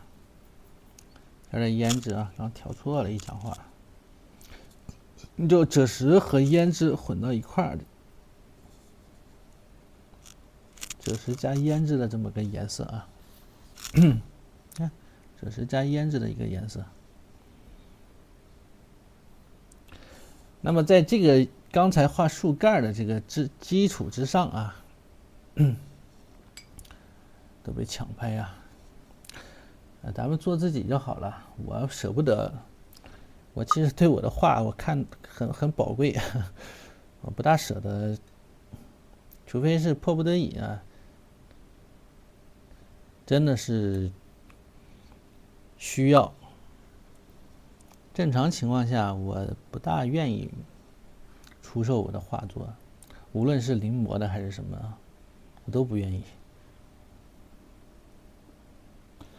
因为它凝结了我的这个每天晚上的3小时，对吧？凝结了我的这个时间、精力啊，以及我的记忆。我有时候看到我的一些画，上课画的这些东西。我看到某一个地方的时候，我能回想起我当时讲了一些话，明白吧？有时候，比如说过一阵时间，我再翻出来看一看，我能看到自己啊，就看到有很多的这个回忆在里边啊。所以好多人加我不能说啊，给我聊天啊，要我卖画。这几天好多，抱歉啊，确实，暂时咱不收画，不卖。我可以教你画啊，我可以教你方法嘛，我这个多好呢？为什么花那个大价钱去买一张画呢？虽然可能是特别喜欢。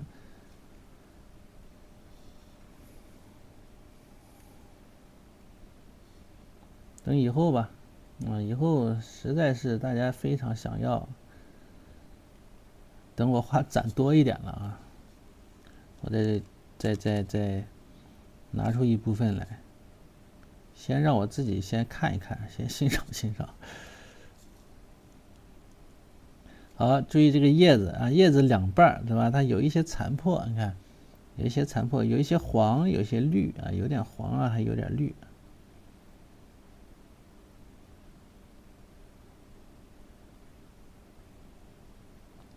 因为我曾经当过几年的这种专职画家，就是专门就是给人供画的，给签约画廊了。那几年卖画给我卖伤掉了啊！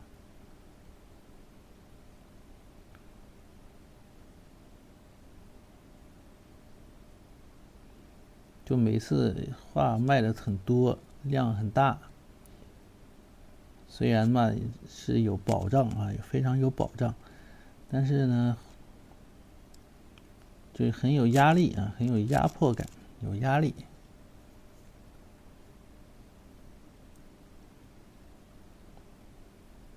好，那么趁这个时候啊，你可以呢把这个颜色，我们刚才调好了这个胭脂加赭石的这么个颜色，那么它有浅有深，像这种浅叶子，你就先用这个颜色打底啊，然后往里边注入颜色，对吧？注入点这个红啊，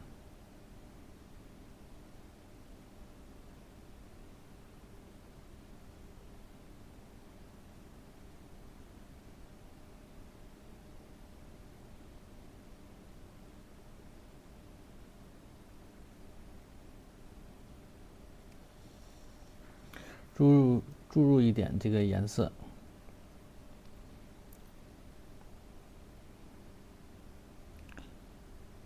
可以让它融合一点啊，可以让它融合一点，就是这样的地方，可以把这个红色呢与底下的这个绿色稍微调和到一块儿去，然后特别深的地方，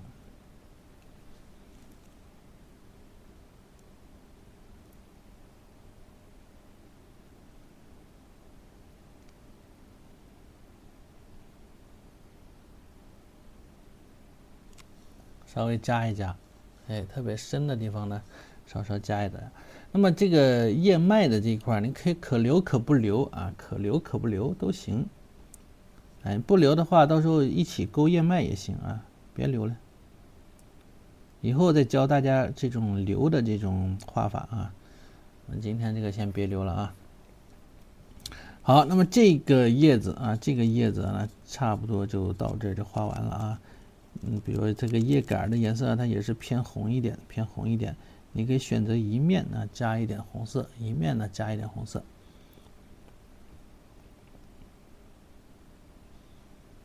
有些地方等它烧干一点之后再来点，再来点啊。现在点了没什么效果啊，所以呢先不点了。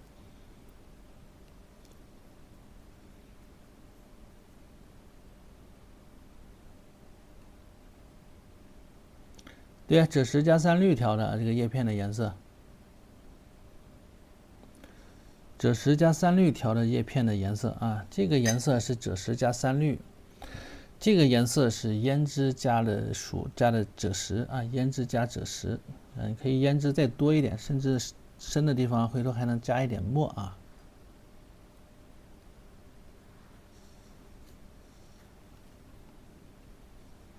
好了。这片叶子注意它们之间的一个距离啊，这个空档里边我们要画什么？这个空档里边啊要画这个柿子，明白吧？所以这个空档不可留的太大，它有一点遮挡，要注意一点。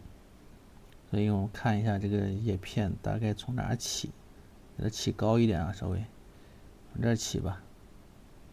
底下起本来应该从这儿起，但是从这儿起这个空档有点大。到时候不好看。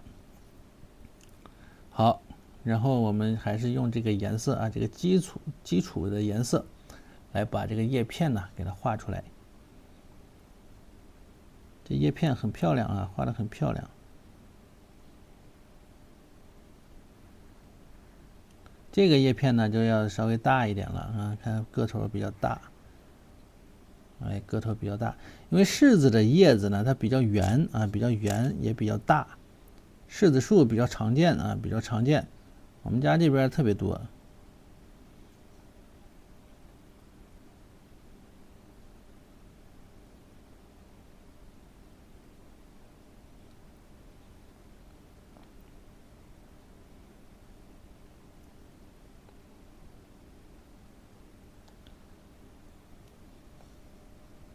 哎，我们家养的这个牡丹花啊，快开花了，已经开花苞了。回头开了给我画一张写生啊，画一张写生给大家发个朋友，发个那个发个抖音啊。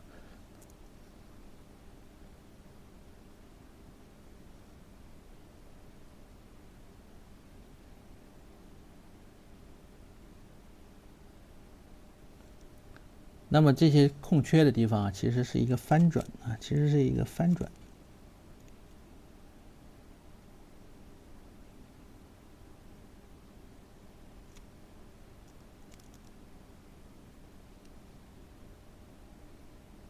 包括这些地方，那么要把水线留好啊，把水线要留住，守住，别碰到了。哎，把水线留好。好，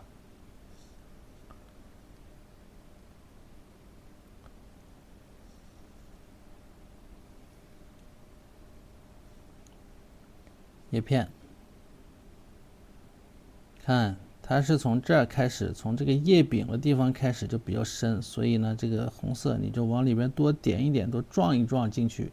那么其实这种叶子还可以采用这种接色的方法来画，明白吧？可以采用接色的方法来画啊，但是呢，咱们先呢用这种撞色的方法，把撞色法学会啊。接色法很简单，撞色法相对来说比较难一点。我们先锻炼大家的这种能力啊，先培养大家这种需要多运用。所以呢，我基本上所有的这个画都是以的撞色的方式来完成的，就是为了锻炼大家，明白吧？如果是采用接色的方法呢，很容易，很简单，画的也快一些。好，那么这一块呢，先积在上面，哎，像这样的积在上面。然后稍微搅和搅和啊，搅和搅和，不要红的红，绿的绿啊，它是忽红忽绿，搅和一下，干了之后再把重的地方再点一点啊，再点一点，比如说这些地方啊，现在有一点干了，我再点一点，加重一点，像这样的地方，哎，就时时刻刻往后画，要往前看，越往后画越要往前看。明白吧？好，大家聊啥呢？哟，谢谢闲云鹤来啊！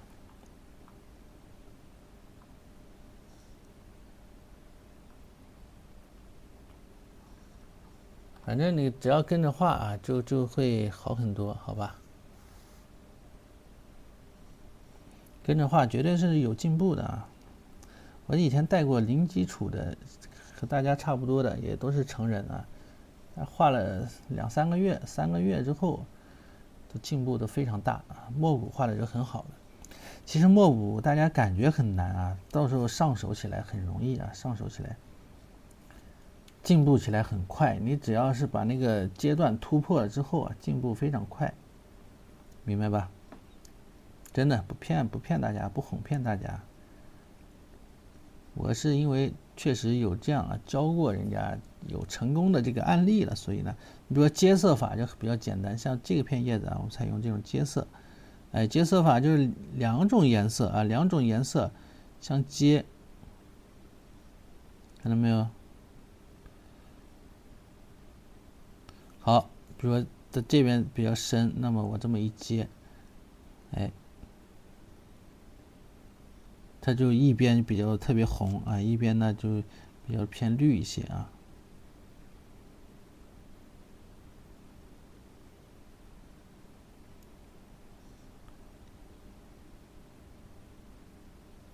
然后底下这种凹槽的地方，也是把这个翻转呢给它表达出来，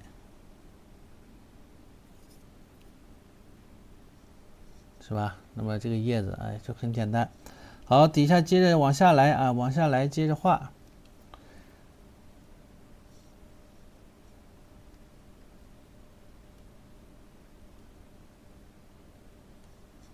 接着往下来啊，这底下有一片叶子，那么这片叶子深，底下这片叶子就要怎么样浅一些，就要浅一些，所以我们还是以这个颜色打底。你看它的叶子都是这种葫芦状啊，像个小葫芦似的啊，就拧巴的，就是卷的比较厉害啊，你看就是这样卷的很厉害。是不是像个八字形，像个小花生米的这种感觉啊？然后可以把这个形画出来之后呢，再给它涂上啊，给它加满。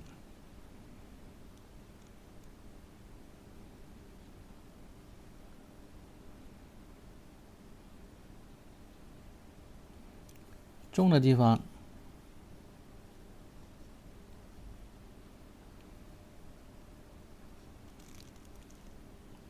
对吧？红色。轻轻的勾一勾叶脉啊，然后有些地方比较重一些，比较红一些，哎，稍稍的点一下，不要过了啊，不要过了。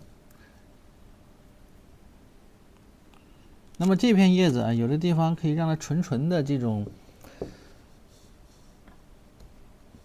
因为如果是直接这么去搅和，它有点脏啊。有些地方可以点一点这个朱砂进去，点一点朱砂进去，就偏朱砂这个颜色就是偏柿子的颜色了啊，柿子，点点朱砂。那么不需要点太多啊，你看它有的地方哎偏红一点，看到没有？偏这个颜色一点就会好一些啊，暖一些啊，它就更暖一些。它比之前的这个颜色相比起来，它是偏暖一点了，更暖一点了，对吧？是吧？好，继续往下。你看花蘑菇啊，就根本停不下来啊。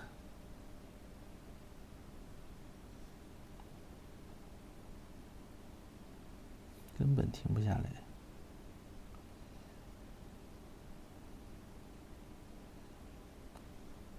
啊！这个小翻转页一加，这都特别好了。能帮忙画人画，哎呀，不画呀，我不接受这个定制啊！对不起啊，不接受定制。是我画嗨了停不下来，确实也是停不下来，因为你看画写意画，我还能经常抬头看一看啊。你像这个，就害怕一抬头错过了什么，错过了这个效果啊。时刻的监控着这个效果。你比如说现在我还得往前看，看这片叶子，哎，这个深浅够不够啊？还需要加一些红色呀？那么需要加，趁着没干的时候点进去啊。所以一直在监控啊，监控着画面。有的同学画了后面忘了前面，是不是？那么老师呢一直是在监控调整它。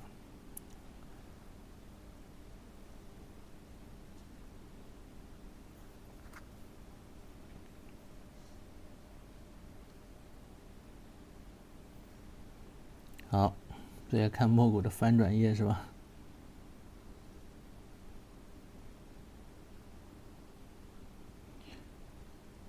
等我凑齐4条屏啊，我把这四个2尺小条啊，这个卡纸不是2平尺吗？凑齐。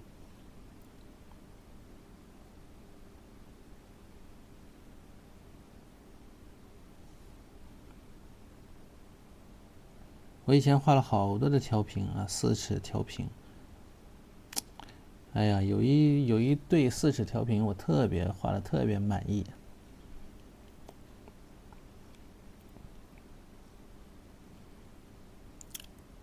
结果给我同学了，我都想找他要回来，又不好意思。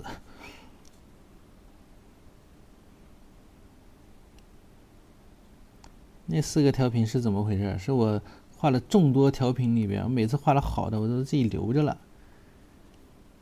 然后众多里边攒了好多年，攒下来的4条自己最满意的调屏，后来因为一个什么事情，然后去找他啊，本来说是帮我卖掉的，结果也没卖掉啊，没卖掉呢，他也特别喜欢，哎，然后说他想要，说给我钱，我也没好意思要他钱，然后就送给他了，完事儿就后悔了。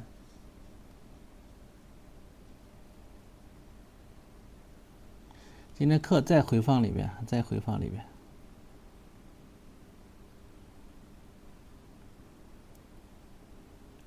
所以每次想起他来，我都想找他把话要回来。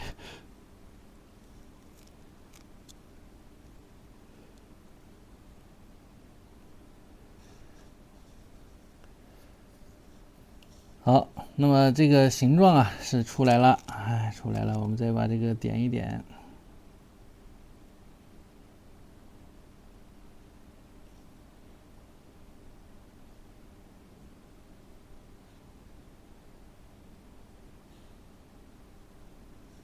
底下我们用这个也是啊，加一点这个胭脂或者猪标的一个颜色，偏黄一点。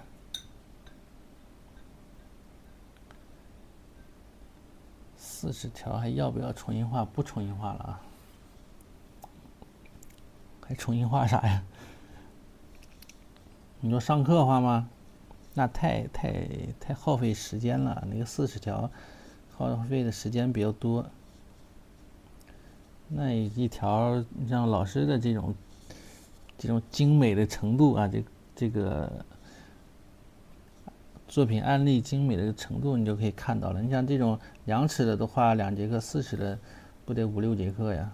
那么4尺的它更难画，构图各方面更难，而且是创作的啊。那些全都是创作的，不是临摹。像这样的是临摹。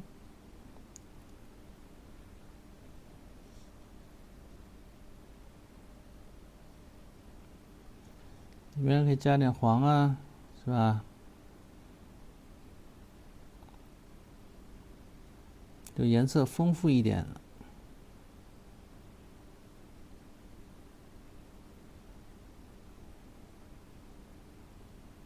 哎，稍微加一点。你看现在这个颜色感觉就还不错，还不错。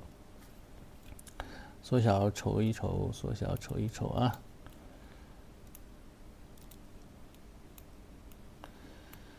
还可以啊，还可以。我们把这个树枝接着往下画啊，接着往下画，把树枝画下来。哎，树枝和叶我们今天呢把它画的差不多，明天就把柿子，哎，还有小鸟，再给它细画一下啊。今天把这个叶子啊再给它画一下。好，继续来画枝子了。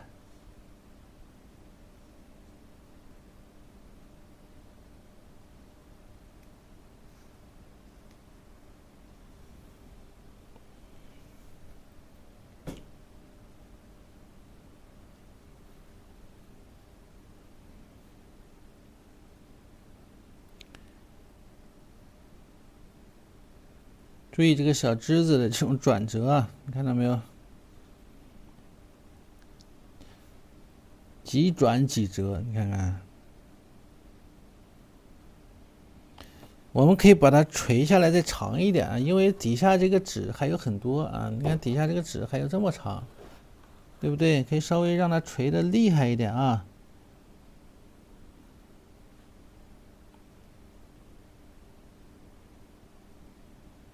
就是这个小枝啊，我们稍微再加粗壮一点，再加粗壮一点。太细了，太细了撑不住。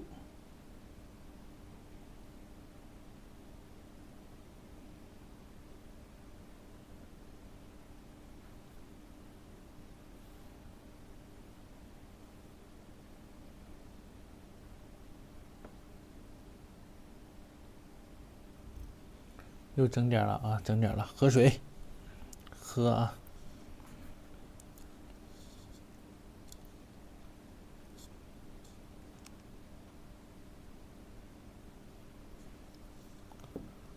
喝口，也渴了。主要我今天点评作业点了3、4个小时，点的我嗓子都快冒烟了。1群的作业全部点评完毕，2群的作业还差7、8个是吧？8、9个、7、8个。下课了之后啊，给大家点评完毕。然后等待下一波作业啊。我看墨骨画呀，大家都画的挺好啊，还有上一节课画的那个小鸳鸯画的也不错。小豹子呢，有的同学画的挺好，有的同学画的那个形啊不太容易，没画准。你一定要看回放，按照老师这个方法再把形如何起形啊，把那个再找准啊，找准，明白吧？按照老师教给你的起形方法，那个非常管用啊，这个方法非常好。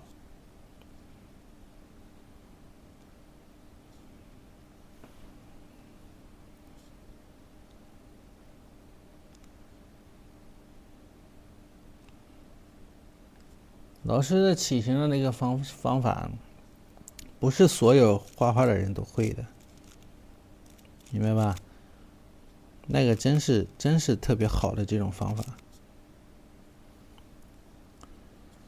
它不是说靠这个什么，它不是单纯的靠造型能力，它是具有一定的这种科学依据啊，就是这种就解剖学的这个理论知识啊，具有一定的这种依据的，所以特别合适，特别好啊，一定要学会啊，大家。那段起形的回放你一定要多看，一定要多看。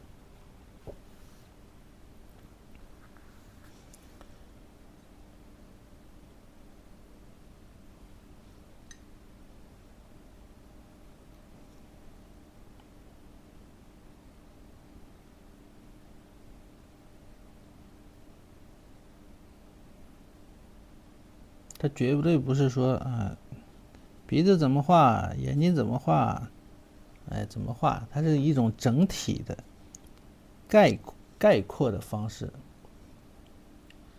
对吧？通过整块的骨骼结构，它是按照这种骨骼的结构来画的。整块的骨骼，它是什么样的，对不对？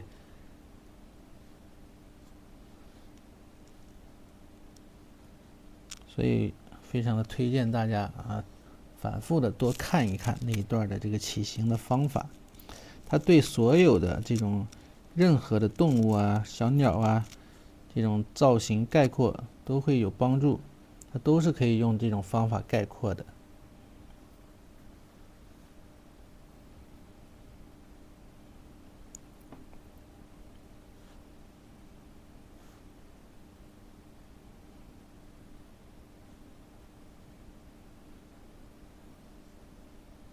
看写的时候具有这种书写性啊，笔还得是吧，顿一顿，提一提，有这些动作啊，这种书写的一个动作，并不是说画墨骨呢，咱们就一点儿这个跟写意一点没关系，不是这样啊。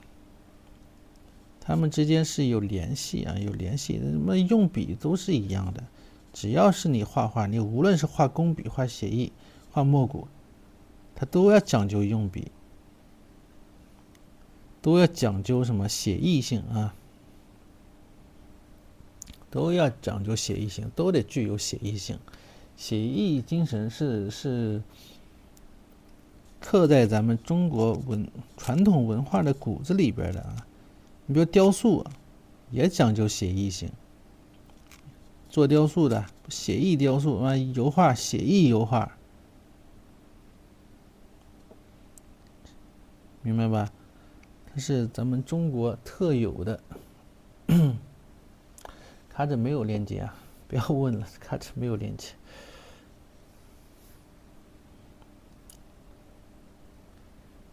回头有了我会上去，现在没有，人家不给。我也不是卖纸的，我也没办法啊。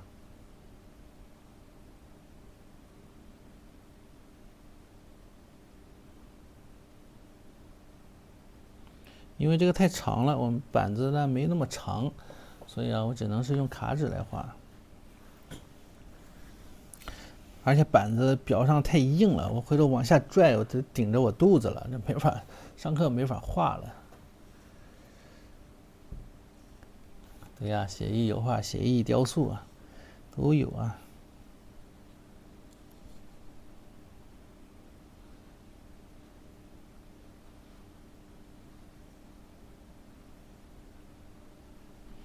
好，注意一下啊，这种树枝的这种一节一节的。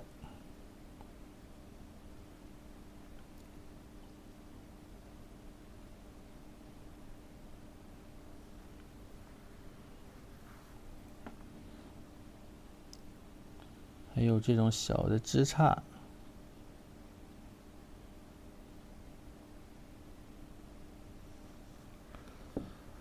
然后继续啊，用这个墨色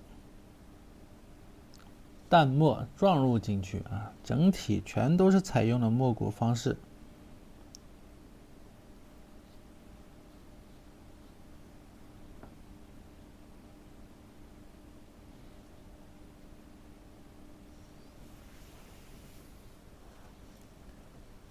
是吧？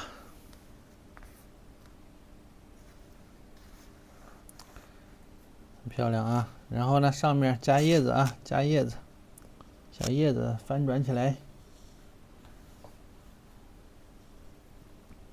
哎，你看小鸟现在这个状态就很好了，小鸟这状态就已经很舒服了。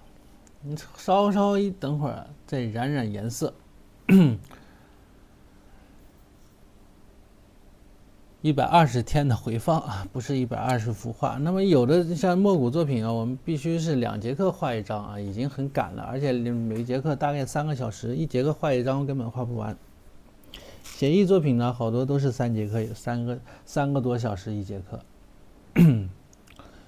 所以没有120张啊，也不可能达到120张。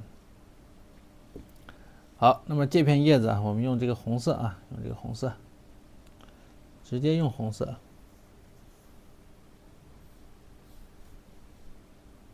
画这种画容易上瘾，是的，非常上瘾啊！我当初就上瘾了，结果一发不可收拾。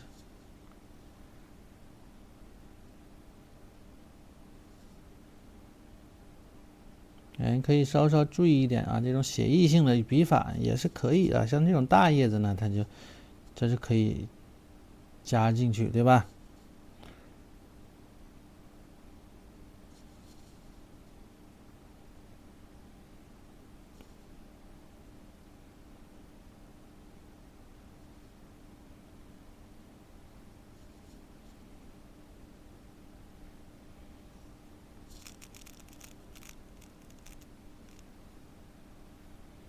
中间的地方重一些，你就往颜色啊往里推一推，往里挤一挤。啊，中间重一点，你就往里推一推，挤一挤啊，颜色。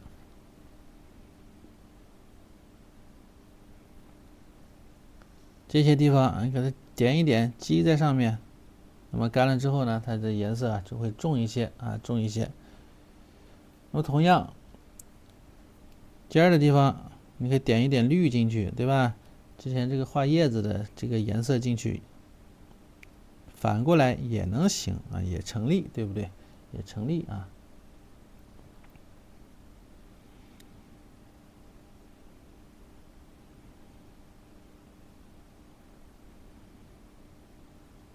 来，稍微吸一吸。好，这边呢有一片反叶，反叶的颜色呢就偏这种绿的啊，这就浅一些。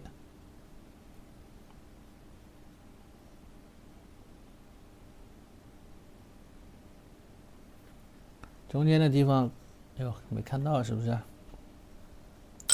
中间的地方可以采用这种接色啊，采用这种接色的感觉啊。先放一放，哎，中间我留了一点空白，你看到没有？那么我可以采用这种接色的方式，对吧？就把这个叶片这个感觉给它画出来。好，这边还有啊。那么这个其实背面呢，背面呢，它是这么卷上去，卷上去。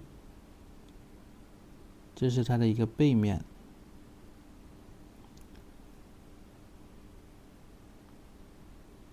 然后它是个叶柄，哎，这样的啊，这个背面的感觉呢，它就有了。那么紧接着我们画这边的这一片叶子啊，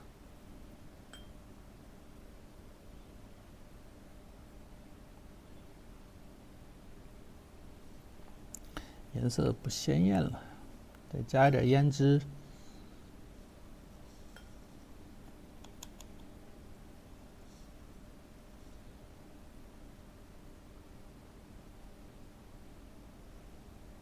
来看啊，这个片叶子啊，从这个节点的地方直接用红色了，比较红里边啊，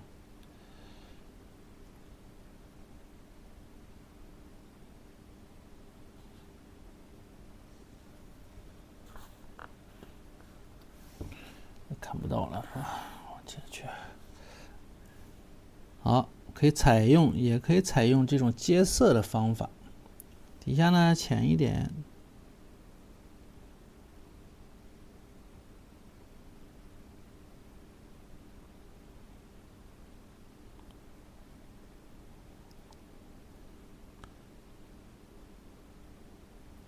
小葫芦有个小尖儿，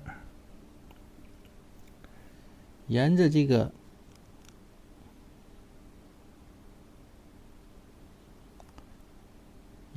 边呢，该加重的地方啊，稍稍加一加，沿着这个边儿啊，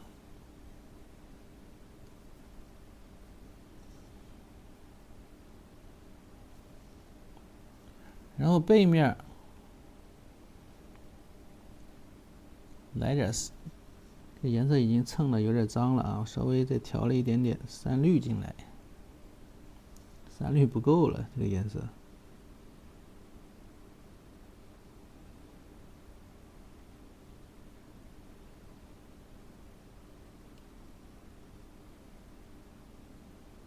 哎，那么这个叶子这种翻转啊，转折的感觉它就有了，里边可以再点的重一点啊，选择半边的地方，哎，点的再重一点。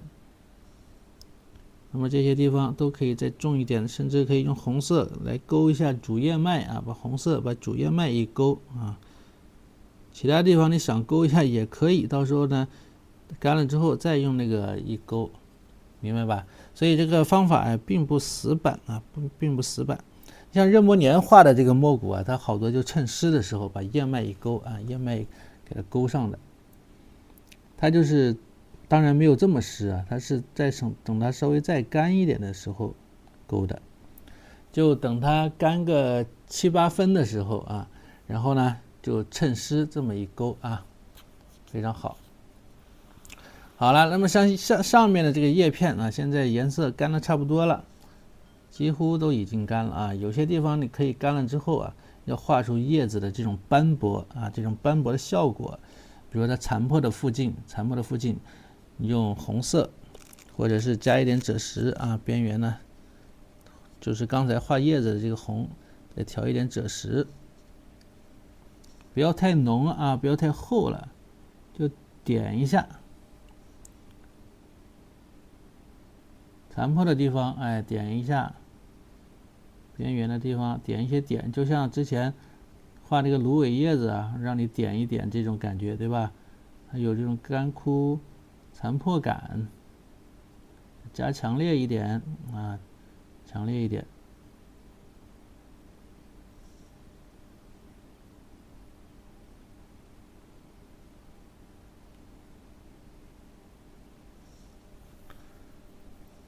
然后干了之后，叶脉一勾，它就会看着比较舒服。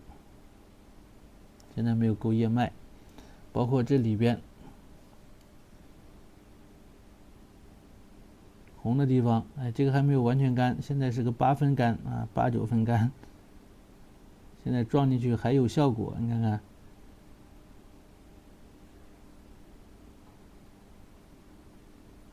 让它有这种斑驳的感觉。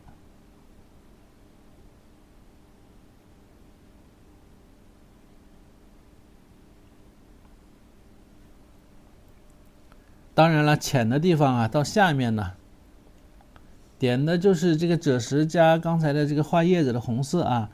当然了，到了这个下面的地方啊，也可以点一点，它主要是点在这个主叶脉附近啊，哎，趁湿可以点一点啊，那么它就会丰富一些啊，会丰富一点点。那么这边同样也是这样的，干了啊，干了没事。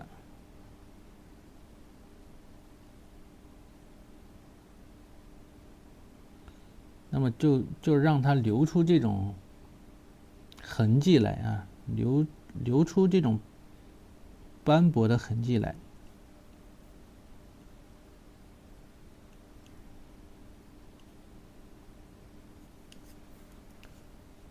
稍微过渡一下，稍微过渡一下，稍微拿清水笔啊，轻轻的染一染，过渡一下。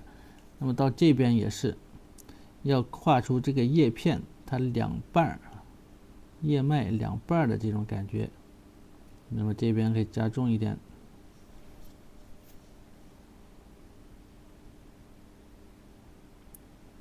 啊，做一些微调。是吧？做一点微调，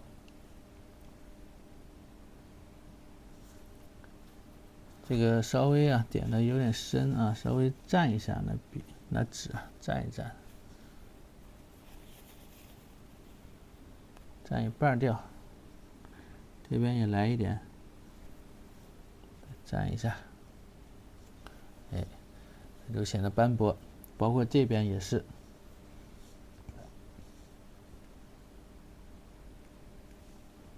看这边，这里边也有啊，斑斑驳驳的，因为这已经这个叶子红成这样啊，已经是一个秋冬季节了，基本上快到冬季了，怎么得11月份了啊？所以这一块颜色浅一点，看到没有？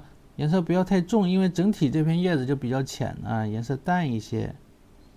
有些地方点一点这种感觉，哎，这种干枯斑驳的这种效果，这边也是啊。那么现在这个叶片呢，这就丰富起来了，不至于那么单一单调，对吧？沿着深的地方啊，比较深的地方，那么给它加一加。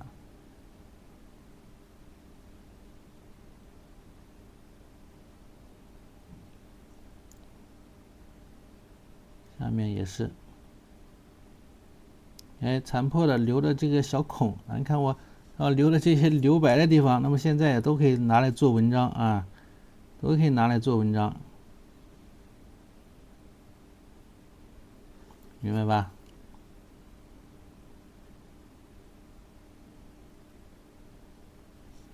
哎，都能拿来做文章啊。干了之后，小叶脉一勾就很漂亮了啊，就会很漂亮。是不是啊？现在很漂亮啊，很漂亮。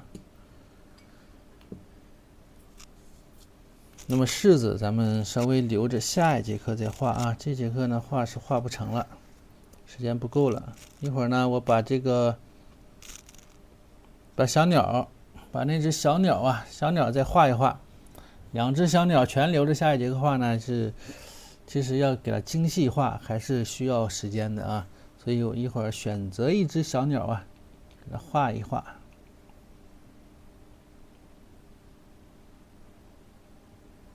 稍稍画一画啊，画到10点钟，好吧？画到10点钟啊。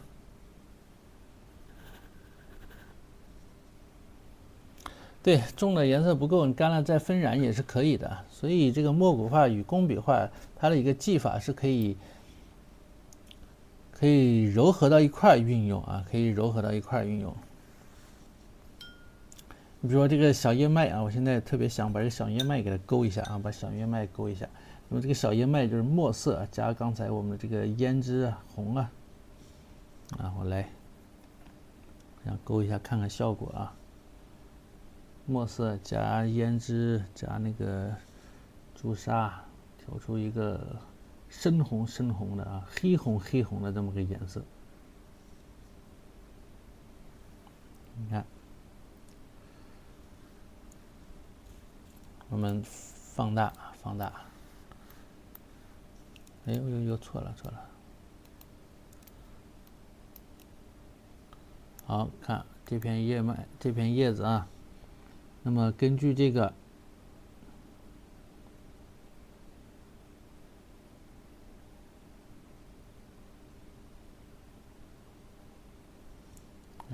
稍稍给它勾一下，那么马上就来精神了。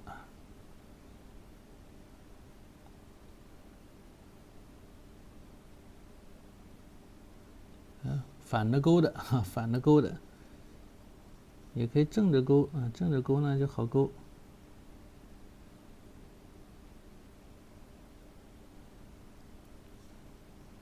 哎，有一点点钉头鼠尾的感觉，是吧？有一点钉头鼠尾的感觉啊。那么这边呢，它其实有一点残破感啊，残破感。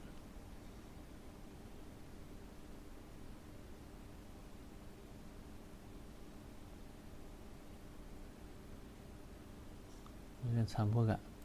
那么现在这个叶子就很漂亮啊，很漂亮。忍不住还想勾一片啊，忍不住还想勾一片，但是没有干，没干呢，不敢，就别弄它了，算了。哎，上面还缺一片叶子啊，上面还缺一片，哎。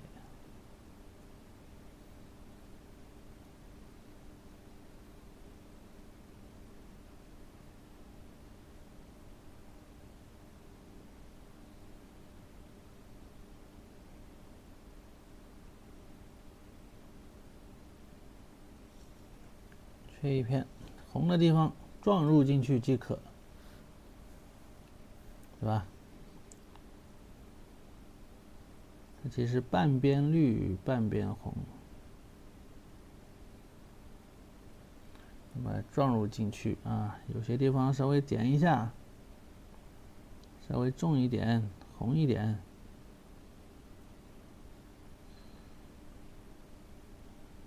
把这个感觉给它画出来即可了啊。小叶子干了之后就可以了，是吧？稍微等一等啊，稍稍等一等。好，那么现在我们把这个小鸟啊给它收拾出来，好吧？把这只收拾出来啊，收拾这只还是这只，随便啊，大家选一只吧。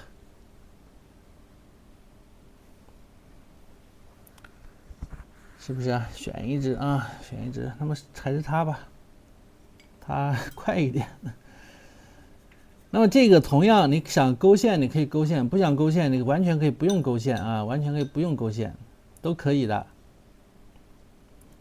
想精致一点，你就可以勾一勾啊；不想太精致，你就可以不用勾。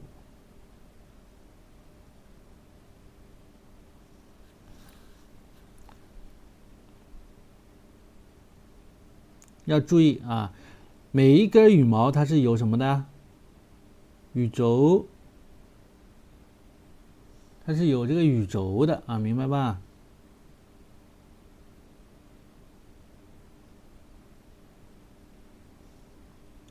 一片，你看我勾的时候故意留了一点白边儿，故意给它留了一点白边儿啊。羽轴，你看墨色干了之后很浅不重，是吧？有点太浅了啊，我也得加点墨色。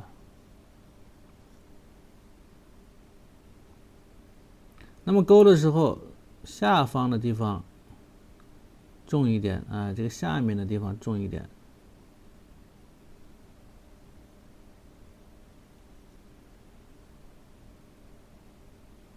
好，这边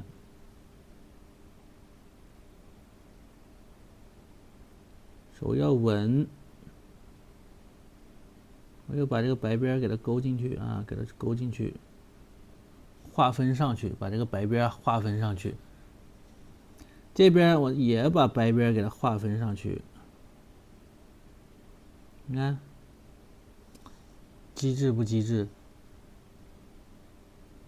之前大家画的那个小鸟，那个白边呀就不好留，对吧？那么我通过这种方式，我就把这个白边给画上去了。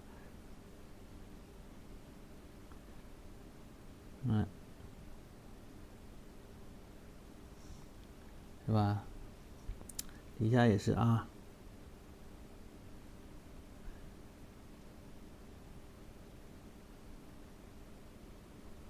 哎，多聪明！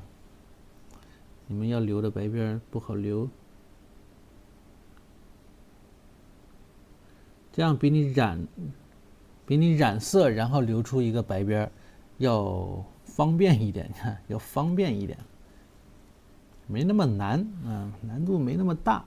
而且这个深，它一个羽毛压着一片羽毛，这种深浅自然而然就出来了，是吧？这片羽毛压着下面羽毛，那么这一块呢，它就重一点，就重一点，对吧？每一个都是这样的啊，每个都是这样的。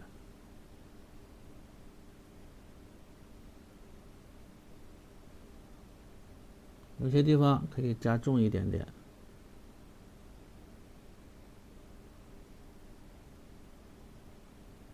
加重一点点，对吧？底下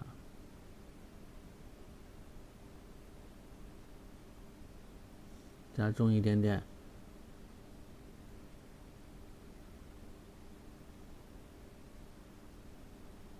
加重一点，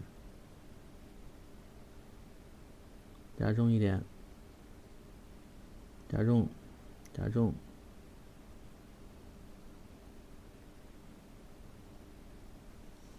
这种层次感又不一样了。这边整体要虚啊，所以呢，这个墨色不要太重，加点水闭上，要保证它干了之后比这边浅。哎，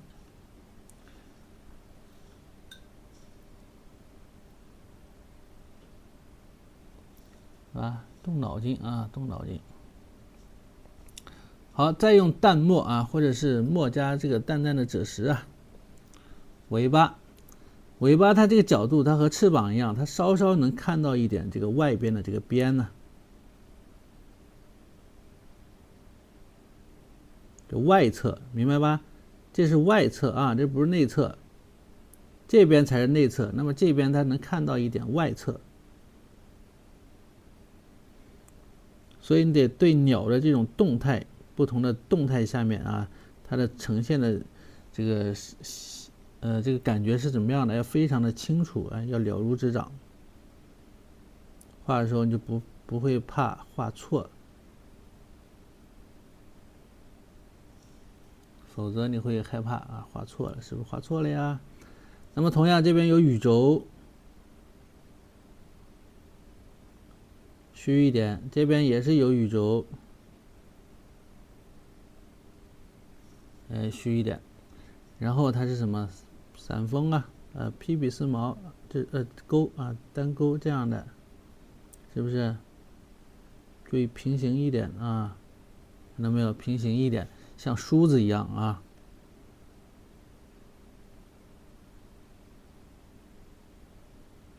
这边呢，同样如此。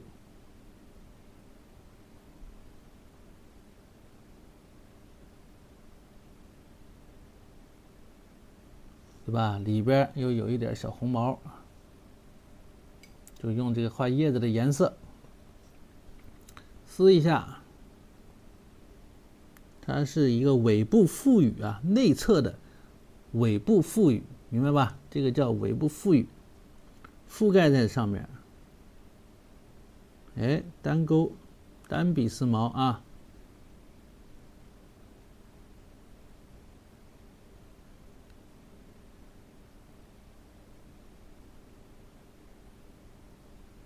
在两片羽毛的中间比较长，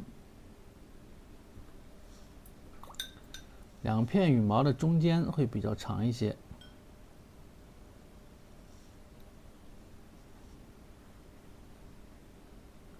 边缘起的时候虚一点，哎，起的时候虚一点，到了两片尾羽中间的地方，长一点，往这边覆盖，覆盖住。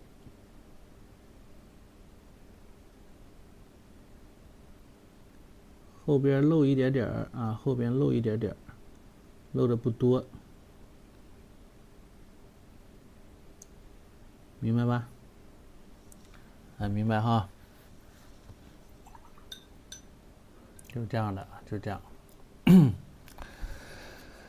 好，那么紧接着啊，我们这边呢要照一点白色啊，照一点白色，再来一小碟儿啊，把腹部啊白色淡淡的白照一遍啊，不要太照厚了啊。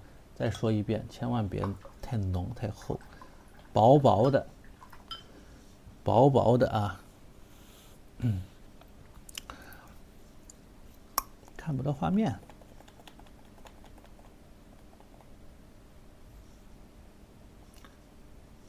啊，薄薄的。大家有没有问什么问题啊？刚刚又没有一直没抬头啊？总算接到暗号了，是啥意思啊？怎么还有暗号呢？你们？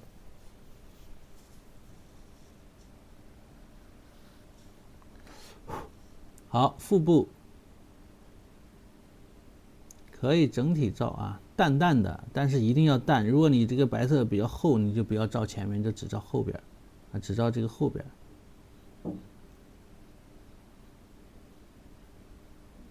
对吧？只照后边啊。你看是不是冷冷的这个白呀？干了之后再撕一撕毛啊，撕一撕毛，包括尾巴。尾巴下面这一块啊，白色淡淡的照一下，不要面积不要太大啊，不要太大，这个尾巴还得要再画，还得再画。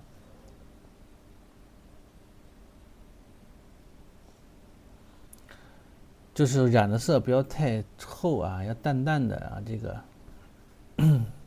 一定要淡啊，厚了之后你就是这个被又没了，是不是又没有了？好了，这个眼珠子其实我们把这个颜色也点一点进去啊。眼珠子呢，用一个赭石啊、赭墨的一个颜色啊，可以赭石加一点点墨，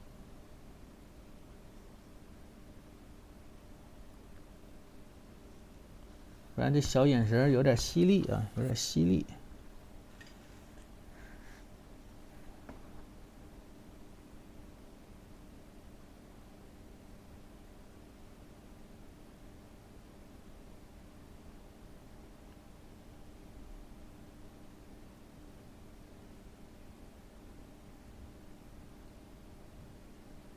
这上下各留一点点高光啊，留一点点高光，看到没有？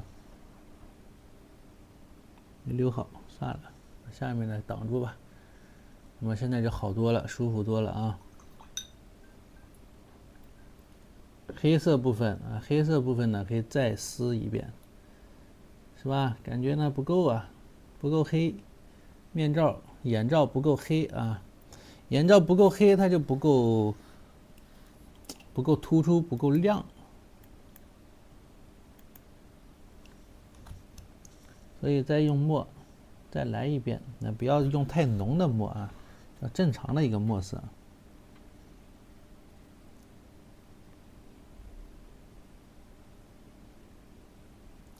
就是反反复复的调整嘛，画画其实就是这样啊。你越是一张好画，它其实反反复复的调整的这个变数可能越多。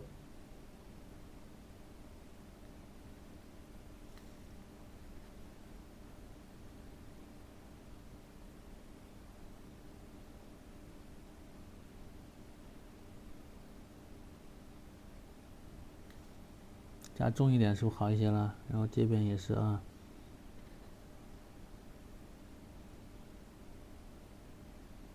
小鸟眼神像家猫啊，猫鸟嘛。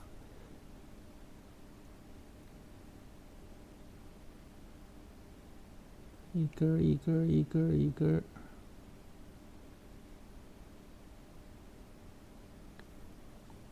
那么勾的时候是要中锋，你不要侧锋啊，侧锋容易勾粗。我是为了让你们看见，所以我把毛笔这样歪着了。正常勾就中锋勾啊。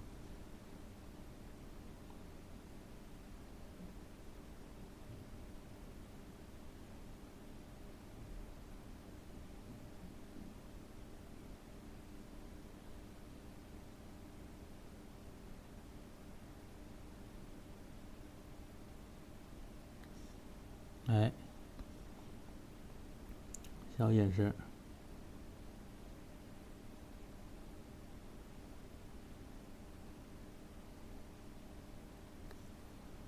是吧？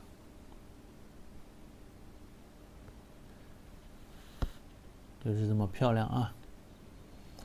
翅膀可以加一点微微的紫色啊，紫色，你有没有紫色呀？大家有没有紫色呀？看看哪个是紫色啊？没有呢，我们就用这个蓝呢调红啊，蓝色呢调红色啊，用蓝色调点红色，调成个紫色。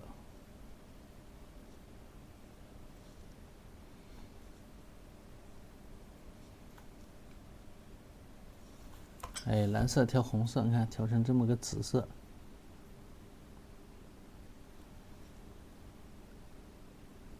把翅膀改成紫的。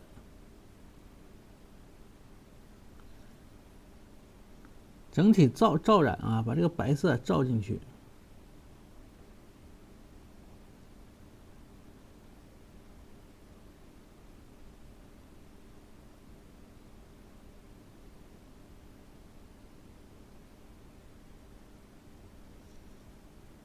有点紫，好看了。咱们今天晚上就把它收拾完啊，把这只小鸟收拾完，收拾出来，那咱们就下课。细心的收拾啊，收拾的精致，美美的。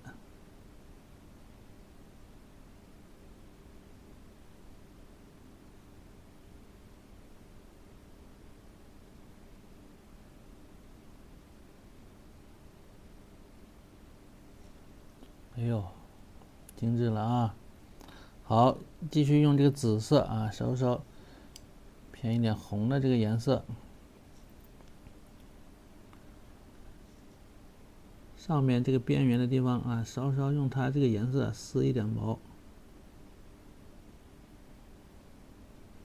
这样衔接一下啊。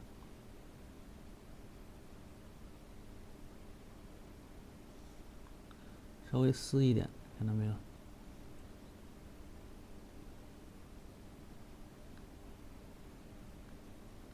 哎，稍微撕一点点啊。这边好像刚才画劈了，画粗了一点。好，趁着没干呢，给它摁住。哎，现在很舒服啊，这个颜色不错啊。节前明天还有一节课啊，明天还有一节课。叶茎就是这个红色加墨色啊，红色加墨色画的叶茎。好了，嘴巴这个还不够黑啊，嘴巴呢稍再染一下，用这个墨色稍再染一下，不够锋利，哟没干，不要碰到了。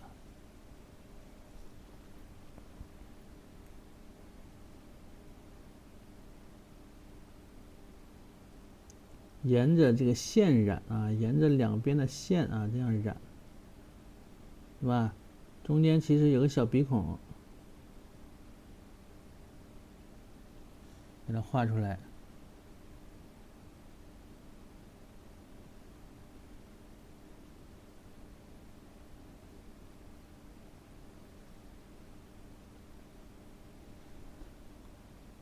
这样就好一些了，好一些了啊。然后用白色挤一点太白，挤一点太白，白色呀，再来勾一下，再来染一染。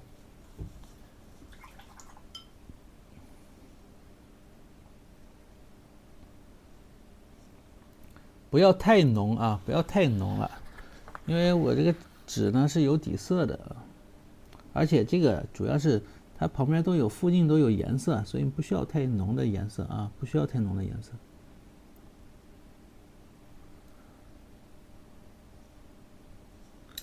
就有时候你不画画，你光看呢，都是一种享受，对不对？看别人画画，看高手。那么我看我老师画画，看高手画画，也是这样的一种感觉。有人光看呢就特别舒服。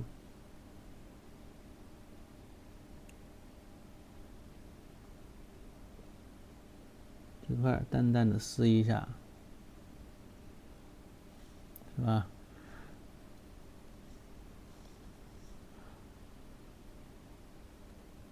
到了底下这一块啊，这个也要撕一下，但是白色调淡一点，调成一个牛奶状就行了，不要用厚厚的白色再去画啊，一定要记住啊。好多同学这个白色接的不好，就是太厚了。接的不好呢，就是因为这个白色太厚。你看看白色淡淡的白色，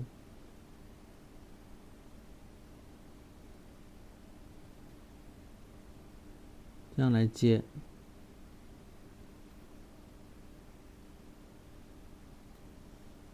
是吧？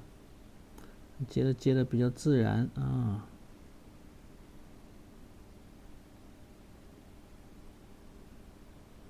觉得浅，你可以再来一遍，你千万不要用特别厚的这个白色啊，直接去接啊，切记切记。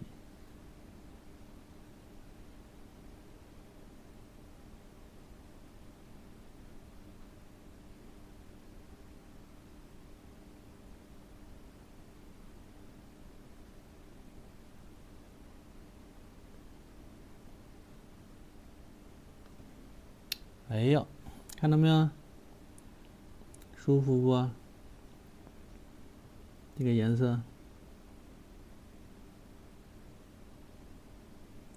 过渡是不是很自然啊？不是像大家画的那样的啊，过渡要自然。尾巴底下是不是也是这样的呀？那也是呀，从半截的地方开始画，上面要留出来，一会儿用颜色还得再染。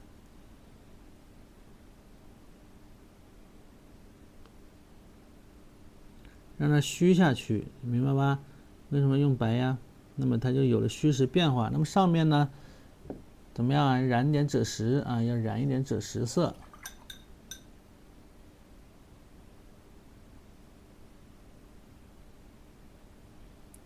染一点赭石啊，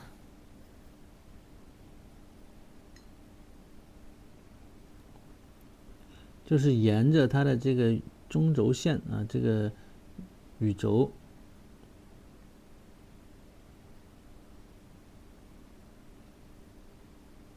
染一点赭石，看到没有？这边同样是啊，我染的同时我还留出了一点这个水线来，看到没有？啊，直接把水线给它留出来了。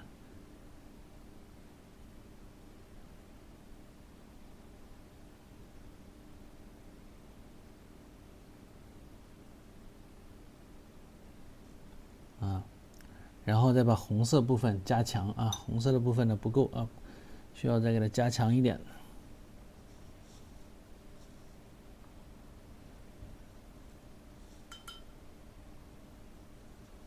又画一只精致的小鸟啊，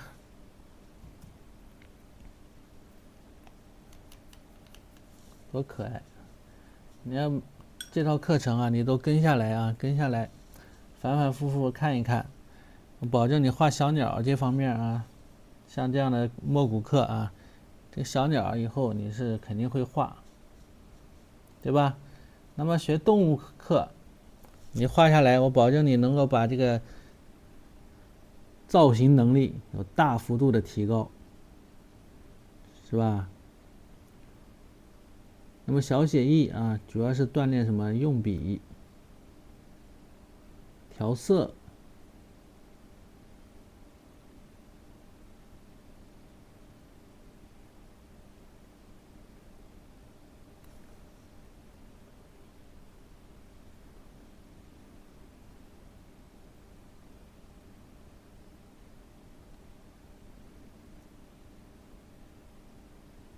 所以这些课啊都是有目的性的啊，有用意的。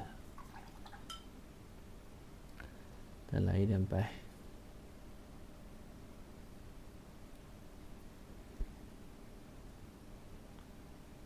过渡的地方啊，再加一点点白。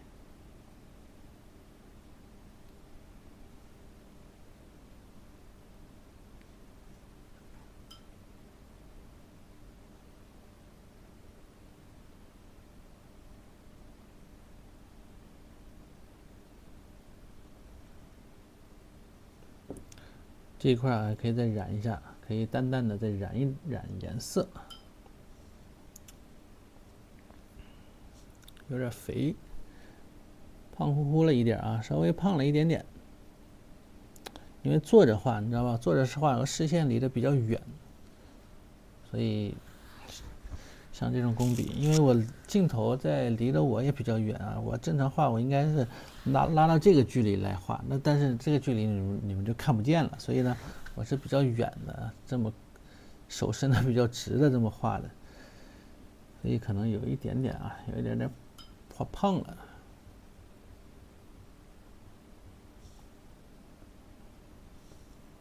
这只就好一些啊，因为离得我相对来近一点，那只离太远了。稍稍的染一染啊，稍稍的染一染，快速的清水笔干一点啊，快速的干一点。这边往下，上面呢往上，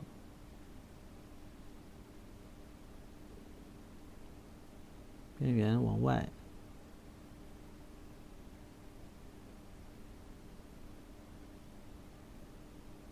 快速的染一下，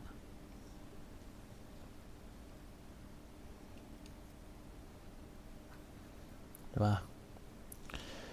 整体呢还是可以啊，整体效果呢还是不错的。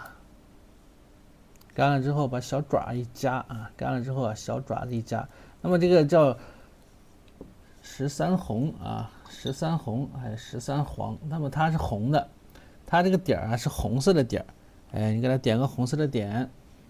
就是一个曙红调朱砂的颜色啊，特别喜欢用曙红加朱砂这个颜色啊，非常舒服。可以稍稍重一点点啊，它是点在这个上面，对吧？点在这个尖尖的地方，一个小点，2个小点，3个小点。底下可能也有啊，底下就没点了，少点一点吧，少点一点啊。然后用这个墨色，可以把这个翅膀的这种分叉感给它再勾一勾。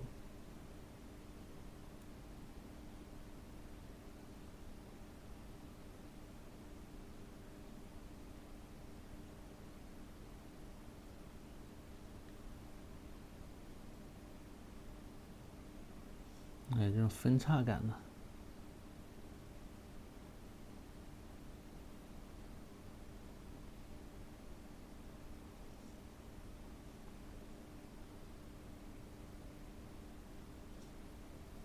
很精致了吧？